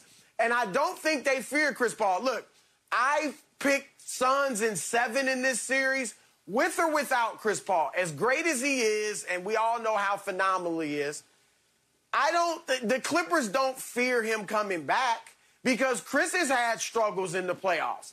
You know, Chris has been on 3 teams that were up 2-0 and went on to lose the series. So I don't think that's going to be something that intimidates the Clippers, or they're saying, okay, now we really got our hands full. Ty Lue has proven he knows how to make adjustments. He had Pat Beverly do a great job on Devin Booker in Game 2. I think that was a good adjustment. Now he'll look, okay, how do we keep Cam Payne out of the paint? How do we keep DeAndre Ayton from dominating? He's going to get his numbers, but from dominating. Those are the 2 things they're going to look at. And here's the other thing, and I said this last week. Marcus Morris is a different shooter in Staples Center. It's in Utah or in Phoenix, he shot 14% from 3 in the first 2 games. All right, in the playoffs total, he's 48% from 3 at home, 20-something% from 3 on the road. So I expect Marcus, but they can't win without Morris having a big game with Kawhi Leonard out. So I think Morris steps up tonight, and the Clippers win because they have to. If they lose, it's over at 3-0. So they'll win because they have to. You scared, Shannon? Hey, you know, ODA. Hey, Chris, I know you studied, you say calculus and economics, so I'm not familiar how familiar you are with the law, but the DA has subpoena powers. And ODA, he's not Rudy Gobert. Now he's DA. Yeah, the DA. Lord have mercy. I'm summoning you. I'm making you come to court and testify. Really? Skip Bayless, I've been dreaming of this day. I thought I had you against Dallas. I thought I had you against Utah. And I kept telling you your day coming. But your day is finally arriving tonight. You told me Chris Paul is playing. I believe in Chris Paul. We forgot in his last series, Chris, he was 25-10 and dropped 37. If I'm not mistaken, he's the oldest guy to drop 37 in a playoff game, right? So he coming back. Now, he's probably going to be a little winded, hadn't played a ball game in a very long time. And I always worry about a guy coming back overdoing it and tweaking something. But I think Monty Williams, because he has such confidence in Cameron Payne, he's like, Cam, hold us down for the next 3 or 4 minutes while we give Chris Paul a blow. Chris Paul's going to come back. Now we put Book back in his natural position as a scorer. We don't need him to play make. We got CP3 that's going to do the playmaking.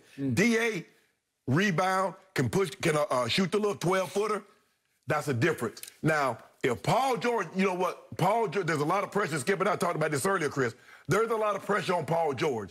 But if Reggie Jackson and Terrence Mann or other guys give you 20, 25, Paul George probably could get by with a subpar game. But if they don't give you those big numbers, Paul George is going to need to be in the 30 range, but he's going to need to be efficient to do it. Suns take a commanding lead. And he gave, hey, Chris, I offered him 2 points yesterday for 2 cases. He slept on it. He coming here all big chest out. I don't want your stinking points. I want 5 cases. You're going to regret that.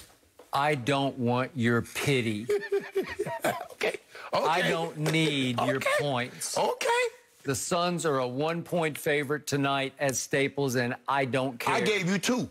I don't need 2. I don't need 5. I need 0 because the Clippers are going to win this game.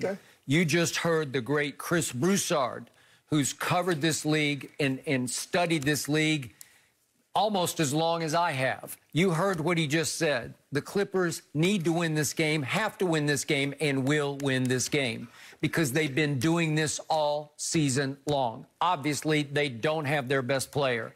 Thank you. In the 2 danger games, 3 and 4 at Dallas and then 3 and 4 against Utah at Staples, that man, Kawhi Leonard, averaged 33 points and 9 rebounds in those 4 games. Where you getting that from? As the Clippers won all 4 to even the series at 2-2 against Dallas, 2-2 against Utah.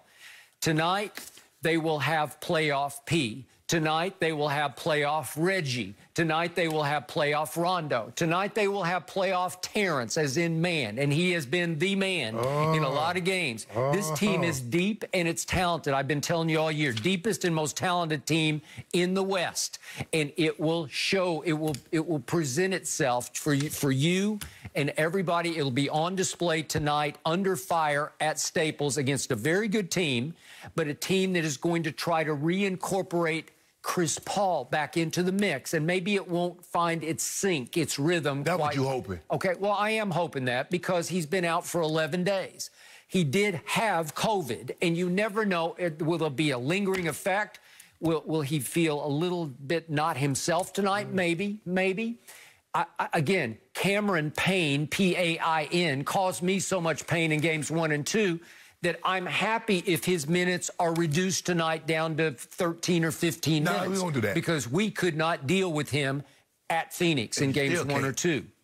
And I still say that Chris is exactly right. Chris Broussard is exactly right that the Clippers know they should have won both games, but they definitely shouldn't have. Well, they shouldn't have blown the second game. The refs took it away from them. We know that. They got robbed. They know they got robbed.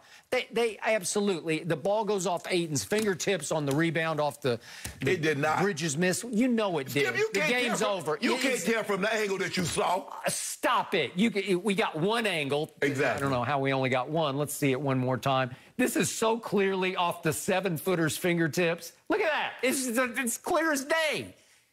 Clear as day. Look at this. Bridges misses, goes off Ayton's fingertips, and they go and review it and say, it's Suns ball. I'm out of my mind. I'm rolling on my floor. How can you say that's Suns ball? The game is over. There's 0.9 seconds left. If you make the correct call, the Clippers win that game. And then Ayton gets away. D.A., the long arm of the law. Yeah, he's got the long arm of the law. He grabs a whole fistful of Zubac's jersey and restrains him from running around the Devin Booker pick, if you can see this right here. To give him the edge to get to the rim. It was a great pass, great inbounds pass by Jay Crowder. I give you that. Clippers should have won that game. They know it, and there'll be some vengeance to be repaid tonight. D.A. is never going to have to buy guac and chips in Phoenix for the rest of his life. Okay, fine. Well, we'll see about how he fares in Los Angeles because they don't do that in L.A. Nobody's going to buy him anything. He's going to get no freebies. I get what you and Chris are saying. They've been down this road before so many times, twice, in the previous 2 series, but the guy that helped usher them past that is not there. Where are you going? You still didn't tell me who's going to give you those 33 and 9 that Kawhi gave you in those 4 games that you were down, and then he came back and helped you win. Paul George, Reggie Jackson, Terrence Mann, Luke Kennard. Luke Kennard, did you see what he did? He scored 10 in the 4th quarter the other day. Nobody even noticed. Hey, you know why? Because the guy that he was guarding got 12. That's why ain't nobody noticed it, Chris. That's why he can't play. Yeah, he gonna give it to you offensively, but he couldn't guard a park car with a Uzi. Okay. But your day gonna come tonight. Well, and here are the 2 matchups I love tonight. Who? Ty Lue has been very carefully playing Rondo, playoff Rondo, more and more minutes so he can get him ready for Chris Paul because he does not like Chris Paul, and vice versa. Those 2 are going to go at it, and I'm going to say slight advantage tonight, Rondo. And then Patrick Beverley was simply a revelation the other night on Devin Booker. Again, you're not going to shut down Devin Booker, but he bothered him. He irritated him. He literally physically got up into him. He accidentally busted him kisser to kisser right in the face. Yeah. And he did that. Busted it. Looked like he had a broken nose, got stitches. So, again, I hope they play Pat Bev 30 minutes tonight and just let him hound Devin Booker. So I like those 2 matchups. I do too. Chris, did you think anybody noticed that 3 of the last 4 coaches are black with NBA playing experience? 3 of the last 4. 4 head coaches. You're That's in, right. Yeah. You're right. Monty Williams, Ty Lue, and Nate McMillan. Okay. So, the remaining coaches. Remaining coaches. So I hope the NBA is paying attention to that. Okay. But to make a long story short, story long. I was saying that. Go ahead, Chris. Go ahead. Yep. I was saying that with the final 8, I think, was it 4 of the final 8? Yeah, because Doc. Yeah, because Doc was in there. 4 of the final 8 were African-Americans. James Jones, obviously, the executive of the year with Phoenix. So, look, ex-players have always been a great future coaches, right? That's usually where you get the talent pool from. Obviously, most of the players nowadays are African-American, so I think that might have something to do with why they've gone away from just getting ex-players. Right. But you got to start getting them because they're paying results. And I'm like Skip, I'd love to see Chauncey in New Orleans. Oh, I think that's a great spot for him. And by the way, we're about to talk about Ime finally got a job, and he deserved it. And it's the Celtics job. It's a good one. That's a great fit. So here we go. What's another great fit? 03. That'd be a great fit for me tomorrow. Well, we got 5 cases on it for 0 points. You do realize 0. I win tomorrow. That'd be 22 cases I owe you. Good. I will get it all the way down before the playoffs over. I will get it down to 0. You only owe me 22. Who would admit that publicly? 22 it was a party. Cases? It was a party at one point. We're just chipping away, Shannon. That's right. There you go, Jenny. Just chipping away. Keep it on. Chris, we got one more for you. Is Trae Young proven he's got a brighter future than Luka Doncic? We get to it after the break. No mercy. Saturday, it's a powerhouse showdown at Chavez Ravine as Chris Bryant leads the Cubs against Mookie Betts and the Dodgers, or it's one of the greatest rivalries in sports as the Yankees take on the Red Sox. Saturday, 7 Eastern, only on Fox, so check local listings for the game in your area. And we saw it. We watched it. Trae Young shimmied his way to a playoff career high of 48 points and is looking every bit of the superstar that Atlanta expected they'd get when they acquired him in a draft night trade with the Mavericks in exchange for the rights to Luka Doncic. And while Baby Bird got more early buzz throughout his career, it's Young who now finds himself 3 wins away from the NBA Finals. 3 to go. Chris, Broussard, still with us. Is Trae Young making the case that Atlanta made the right pick of choosing him over Luka? Yeah, look, you guys know how much I love Luka. Luka legend, Baby Bird, Swaggy L, all of that. But at this point, how can you say Atlanta made the wrong move? You just can't. Number one, Trae Young obviously is playing tremendous basketball and has you in the Eastern Conference Finals. And Luka Doncic has yet to get past the first round. I get it. Luka's in the West, which is historically tougher, but it doesn't get much tougher than Philadelphia and Milwaukee this season. So Trae's done that. Remember, they also got a lottery pick from the following year, 2019, which they used on Cam Reddish, and who, he's shown signs that maybe he can be a very good player in the future. We have yet to see, but that's in this equation as well. They do a lot of the same things, Luka and Trae. They both scored, close to 30 points, 25 to 30 points a night. They're both 9 assists a game. Neither of them plays defense. And a lot of times you would say, look, Luka's 6'8", 6'9", and Trae's 6'1". Okay, so you go with Luka, and I get that. You lean toward the bigger player. But there are a few things that I got to give Trae over Luka. One is obviously the free throw shooting. 86% for his career. We saw Luka struggle with that in the playoffs just this season. He's like 53%, I think, in these playoffs from the foul line. So that's an issue. But the biggest thing for me, and this is largely, you got to credit Nate McMillan. But right now, Trae Young is playing within a system. He's the main guy, no doubt about it. He's the main orchestrator of that system, but it's 5-man basketball. And John Collins, Danilo Gallinari, Bogdanovich, Capella, they don't feel short-sighted. They don't feel like they're slighted or get short shrift by Trae Young doing it all. Trae Young scoring for himself, Trae Young creating all my opportunities. I don't get to show my stuff. They don't feel that way because it's a system. If you go to Luka, it's a one-man show. Luka's and you hear the rumblings. Kristaps Porzingis. Now, Porzingis really don't need to be complaining, but he is. I don't get to do my thing. That's going to be trouble. It's easier to bring in another star or superstar when you have a system that they'll be able to fit him in next to Trae. Right now, if you bring in another superstar who really can do his own thing, create his own shot, has handle, can go off the bounce, he could get frustrated playing with Luka because Luka's doing it all. So I look at the next coach of the Mavericks, whoever that is, he's got to get in there and put Luka in a system where he's part of this, the main guy, of course, but he's in five-man basketball, not one guy doing everything, because it's easier to win with five-man basketball. And so that is at 22, Luka can adjust to that. But if you let him play this way for the next 5 years, he's going to be set in his ways, and it's going to be difficult for another star to play with them. They'll win 50. They'll get to the second round of the playoffs. But if you want to win championships, you've got to incorporate all your five players in a system. Trae is showing with Nate McMillan that he can do that right now. I'm not so sure Luka isn't set in his ways already. I mean, that might be why he and Coach Carlisle butted heads. But to answer Jenny's question, yes, I believe Atlanta made the right decision. I believe both organizations made the right decision. And I think that's the way a trade should work, Skip. We've always said that when you trade a player, you're never going to get equal value for him. How does Houston get equal value for James Harden? How does New Orleans get equal value for Anthony Davis? Well, they traded Luka for the rights to get Trae Young. And I think right now, and there's no way Atlanta says, nah, man, we show which we had Luka. No, because Trae is doing some of everything. And I give you, and both of these guys are very confident, very swag, because Luka's pounding his chest, telling he's too small, he can't guard me and all that, Skip. We see the turnaround, and it rubbed you the wrong way. He be front running. Blew up right in his face. See, yep. I knew you were going to say that.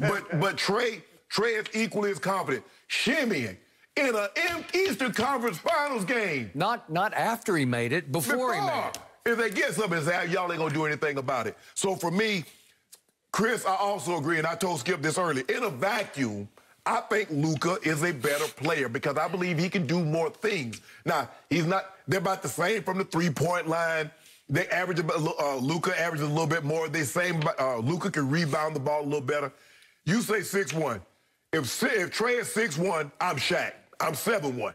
I don't believe he's 6'1". I believe he's more like 5'11". Agreed. Maybe 5'11 and a half. But with that being said, Trae has been equally as great in these playoffs as Luka has in both rounds of his playoffs. Now, he lost first round both playoffs against the Clippers. But you look at, he's averaging 30 and 10 for the playoffs. And Knicks, we know they play defense.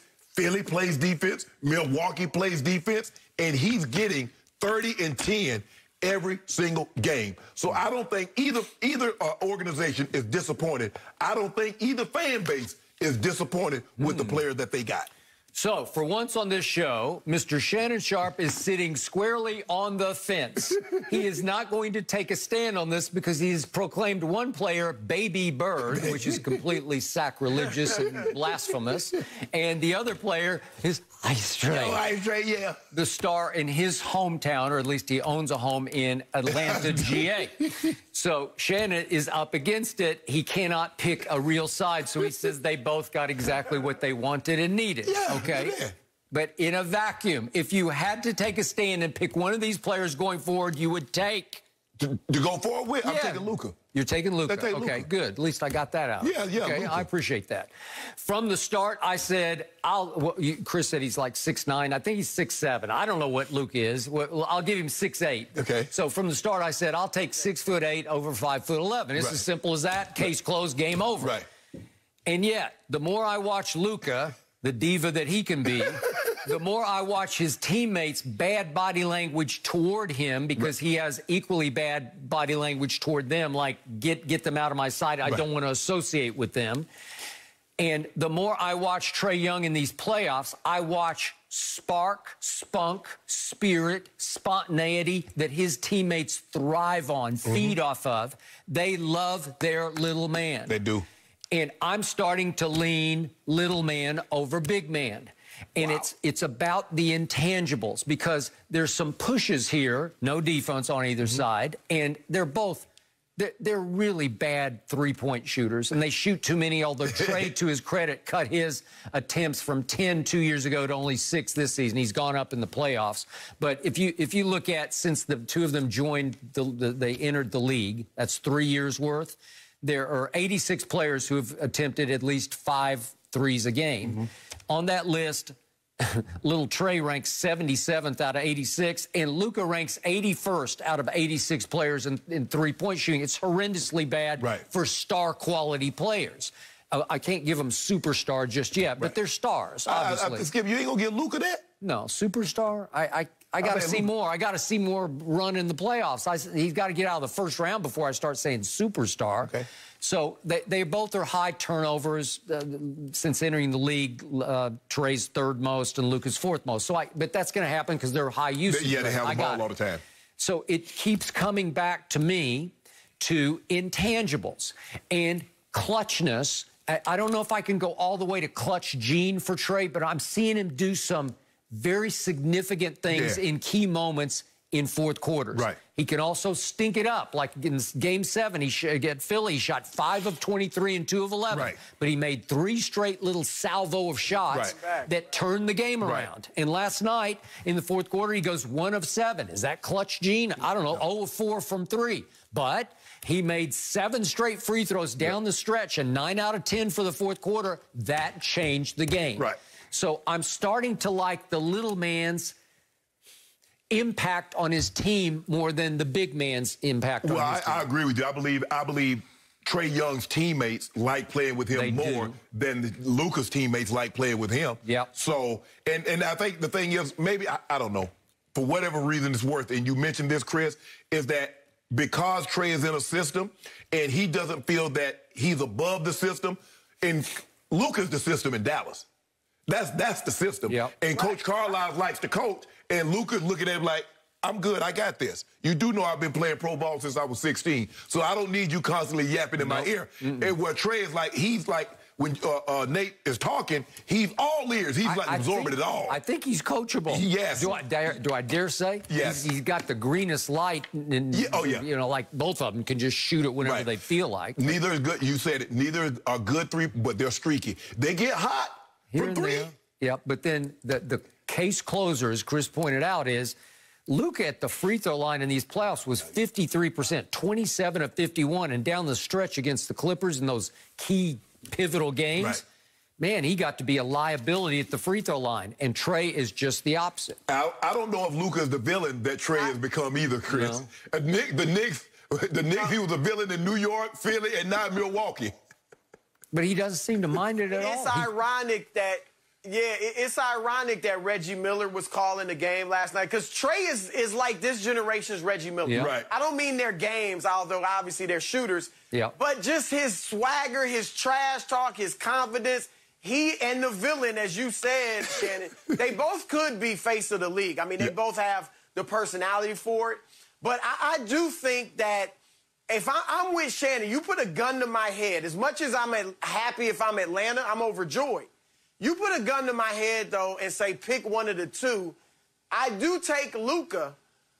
And you guys remember when Lloyd Pierce was coaching the team, and Trae was different. You mentioned him taking 10 threes a game, Skip. He averaged 29 points last year. He was shooting the ball more. And he and John Collins, remember early in the season, got into it. They did. So I think earlier there was some, hey, this dude's just ball hogging. Yeah, you jacking him. Credit Nate McMillan. Nate McMillan turned this thing around and got Trae playing more winning basketball. That's what they need in Dallas. If they don't get that, you already hearing drama that Luka, he's going to sign the 5-year, $200 million deal, but maybe he'll want to leave eventually. They better get a coach in there that can get him in the system so they can build around him the right way. Well, you better take Mark Cuban. You better empower the coach, because if you don't, Luka gonna run amok. Can we stop with the baby birds? No, hey, baby birds. Please. Oh, but by next year it might be so offensive to the real. He might be Larry 2.0. By next year he might be 2.0. Well, he's Larry 2.4 quarter. Is what he usually is. You got to admit, Bird, as great as he is, he went to a team chock full of Hall of Famers. Okay. Either Hall of Famers or future Hall of Famers. Yeah. All right, Baby Bird is sticking around for now. Yeah, Baby Bird ain't going nowhere. Just for now. Chris, we appreciate you. Guys, Game 2 of this series tomorrow night, but Game 3 is featured on the free-to-play Fox Bet Super 6 app. So download the app and answer 6 questions about Sunday's game for your shot to win $1,000. And coming up, are the Celtics making all the right moves to become a playoff contender again? We'll break down their latest coaching hire. No mercy. Celtics are reportedly hiring Nets assistant Ime Udoka as their next head coach. Udoka originally comes from Greg Popovich's coaching tree in San Antonio and spent time with Celtics stars Jason Tatum and Jaylen Brown at the 2019 FIBA World Cup for Team USA. Ime reportedly separated himself quickly from Clippers assistant Chauncey Billups and other candidates for the job to replace Brad Stevens. So, Shannon, scale of 1 to 10, how much do you like this hire? I'm going to give it a 7, Skip. I like the hire. Worked 7 years under Pop, 1 year under Brett Brown, spent his last season on the sideline with Steve Nash in Brooklyn. He's been respected for a while now. Pop is the Olympic coach, so when they had the U.S. team going around, he was on the bench. So I think I heard that he worked really well with Jason Tatum. All three of them. And Smart and Jaylen Brown. And that's what it's about, Skip. Can you relate to these young guys? And he's 43 years of age, so he's old enough to get in there and play PlayStation or whatever they play now, COD, Call of Duty, that is, Skip. So, hey, hopefully he can get in there and maximize these guys, because I think for the last couple of years, this team is underachieved. With that level of talent, you got 2 all-stars. Marcus Smart is a premier defender. You should get more out of this team than what they've gotten out of this team. And so I don't have a problem with Brad Stevens being not the head coach. I like this hire. Hopefully, I would have given it a 10, Skip, but I just don't know enough about him to see how this thing's going to work out. I just saw Rick Carlisle got the job in Indy, so he's off the books. So there are a few more vacancies that's open. Chauncey Billups need to get one of these vacancies. He does. And so, but I like it. I'm going to give it a 7. Okay. I'm going to go a notch higher. I'm going to go 8. But I have long been a big fan of Ime. Right. Since his years as the lead assistant for Greg Popovich. Many consider the master. Right. I have wondered why he didn't get a head coaching job. He was up for many through those years with the dynastic Spurs. Right. And I kept saying, it reminded me of your first head coach in the National Football League, Dan Reeves. Yeah. I'm going way back before your time. But when I knew Dan so well in Dallas as the lead assistant to Tom Landry, he finished second for like 15 straight jobs. Yeah. And he wondered out loud to me, am I going to be viewed as the guy who's somehow flawed because I can't get over the hump? Right. Like, is there some reason that everybody keeps rejecting me? Right. And finally, your owner said yes. Yep. And here he went. Right. And I think Dan proved that he's a pretty great head coach. He did. Right? Took 2 teams to the Super Bowl? 2 teams to the Super Bowl. So do I know for a fact that Ime will take the Celtics to 2 championships, I don't. Right. Because he's never been a head coach. Right. But he just looks the part to me. Right. What a commanding presence. He cuts a stunning figure on the sideline. He just looks like he could be a head coach in this league. The best thing you can tell a guy that anytime you're a head coach, you're going to get a head coach, and you've been on a historically great head coach, whether it be Coach Belichick, be it Greg Popovich, or whomever the case may be you. Don't you? See, I think a lot of times they make the mistake, Skip. They try to be the guy that they studied and they learned under. Every Belichick disciple try to be what? They try to be Bill Belichick at their next destination. Well, and people look at them like, you ain't him. Matt Patricia tried and failed miserably. Josh McDaniels. All of them tried to be that. Be you. Okay. You're not Pop. Pop has a very unique way. He has a crassness about him, but it resonates. It works for him. It will work. There. Ime will be his own man. Yes. So, to me, he's coming late to the party at 43, getting his first head coaching job. And I remind you, he was a pretty good player in this league. And I watched him a good bit, and he was a tough guy. He was a physical defensive specialist. And that carries over. Players can relate to that. He did coach those 3 stars for Team USA. They have a bond with him. And I thought he was a home run of a hire. And I think he'll return Boston to its glory days. He's the right fit. Brad Stevens obviously is a very good X's and O's basketball coach, but I never thought he had the dynamic personality to lift that team to the heights it once knew. Yeah, and I like the hire Skip because, for the longest time, what they do, get another retread. Yep. Just hire somebody that's been hired like 15 times just at a different location and give him a job. Let's give some of this new blood. Let's see what they can do. Right. Here we go. I like it. I like it. I'm still waiting on Becky Hammond, guys. I'm just waiting. I think that's going to happen. I'm waiting. I'm feeling good about it, and we'll have to see how it plays out, guys. Coming up next, did Trae Young disrespect the Bucks with just one shoulder shimmy? You want to help me out over there, Shannon? Yep. Can't wait to hear what you guys have Hit it to with say. that shoulder. Yes, I can't believe I just did that. We're going to break. Trae Young's 48-point performance was highlighted by a play in the third quarter when the 22-year-old guard crossed over Drew Holiday to find himself wide open for three and gave a little shimmy before launching the shot. The bucket put Atlanta up 86-78 and led to a Bucks timeout where Giannis was visibly frustrated with his team during the huddle about that shimmy. I don't blame him. Shannon, did you love this or hate it? I love it. Yeah, it was disrespectful. Of course you did. Yeah, he showed up the Hawks and do something about it. You got game 2 tomorrow night. Do something about it. You don't want him doing that? Y'all can guard him. You're welcome to guard him, Skip. The guy's playing with immense confidence. And when you play with those kind of confidence, we see Steph Curry shoot the ball and turn his back. We see guys hold the pose. They make it seem like all of a sudden what Trae is doing, Skip, is unique, that it just happened. Guys have always been disrespectful. Michael Jordan shot a free throw with his eyes closed, Skip. He was in Utah. He dunked on the guy. He dunked on John Stockton. He said, pick on somebody on side. He steals the ball again and dunks on Melvin Turpin. He's like, is he big enough? So this is the way it is in basketball. So I don't have a problem with Trae doing what he did. And he did this to a first-team all-defensive player. That make it seem like he did it to a scrub. Like he did it like, oh, you did that to Brook Lopez. No, that was Holiday. He crossed over. And Holiday was smart. You see, he didn't make no effort to get back in there. Get back in that picture. I was like, hey, he did that. That wasn't me. So, but I love it. I have no problem with it. That's how we do it today. We swagged out. Really? Yeah, we swagalicious down there. Before I respond to everything you just said, a quick aside. I need to congratulate my Vanderbilt Commodore baseball team for a miraculous rally last night at the College World Series as the defending champs. Down in the bottom of the ninth, 2 outs, nobody on, down to our last strike to rally. Way to go, Vanderbilt. We schooled Stanford. Way to go. Now back to your question. Wolfpack can send you home, though. Okay, they might. They already sent us home once, almost. They're looking really good. What a Cinderella story. Back to Trae. I did not love what he did. Why?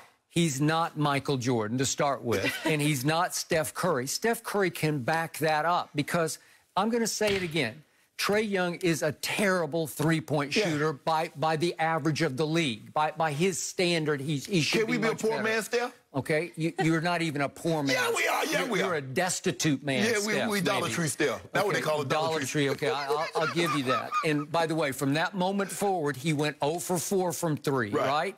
So it wasn't like, and for the game, he was 4 of 13. Yeah. But the point is, as the game unfolded, and I looked back on it, and you made this point earlier in the show, it actually became a significant moment because even though he didn't back it up, he didn't make that one. And that's, I give him high marks. That, if you're going to shimmy, you better make it. And he made it, and he made it cold-blooded. But the point is, it sent a message to his team, to the home team, and to the home team's fans. I do not fear the deer. I don't fear anything about this. I got this. I can even shimmy on you before I shoot this wide-open three. I just took a first-team all-defense player, and I put him on skates, and he skated out of the picture. Right? He's not even in the picture anymore. And you don't even know how to defend our pick and roll to the point that Bobby Portis is 12 feet away from me under the basket. What are you doing? So he made them pay for that. You can argue they made him pay because he goes 0 for 4 from 3 through the fourth quarter. But the point was, in the end, I'm going to give him this one. I'm going to give him this one because he helped his team send a message that we got this. And they didn't steal game 1. They just took it. Hey, Skip, what about every time Giannis dunks on somebody, he means mug everybody running up and down the court? He does, and it's phony to me. It's not that's not who he really is. Okay, great. Way to go. Yeah, Tracy, I got something for you. Hold this. Okay, so in the end, I'm cool with it one time. I don't want to see too much of it because he hasn't been able to back it up enough. Trae said it ain't even deer season yet, and I done bagged me a big old buck. Well, he just he ain't bagged him a big one. It ain't even deer season yet. And you picked the box. Yeah, that's the part that is confusing about all this. My favorite thing about the whole shot was just the face after, like, oh yeah, you guys saw me do that? You guys saw me? I love the confidence. We're just a few hours, guys, from tip-off Clippers Suns Game 3. We'll tell you what to expect from Paul George after. No mercy. Tonight, Paul George is looking for some redemption after Tuesday's loss to the Suns. PG has scored 30 or more points in 4 of his last 6 games and will probably need another big night to get the Clips back in the series. So, Shannon, what's Paul George's line tonight and what is the final score? Well, Skip, he should have 30 points because he's going to get the lion's share of the shots. I think he got up 12 or 14 shots in the first quarter of the game on Sunday. Monday. So I'm not concerned about how many points he has, but the question is, will they be meaningful points? Go ahead, ridicule him. He needs to hear it right now. Go ahead. Light his fire. Suns by 4. Okay, you got it. Oh. All I need is a cool 25 from playoff P. I need 5 of 10 three-point shots. I need 10 big rebounds, and I need 7 big assists. Okay. So what Reggie Jackson going to give you? I don't care. That ain't enough. Some. Clippers are going to win this game 105-102 thanks to a big late 3 by Marcus Morris Sr. Marcus Morris, this is your night at Staples Center. You like that score. You thought you was going to have that score the other night, that 105 to 102. I'm going to hang with it because I'm not going to give up on my Clippers. I don't need your pity. I don't need any of your shameful points. I don't need any of it. I got this. I was trying to help you. That's what friends do. They see friends need help. Really? They help them. Yeah. I'm trying to help you, but you didn't want my help. Okay, I'm going to drive on about my business. Skip has been on the Clippers bandwagon from the very beginning. Playoff P, he's got it. What are you singing over there? We will be all over Suns Clippers tomorrow. Don't you worry about that. The Herd is on now. Have a good one.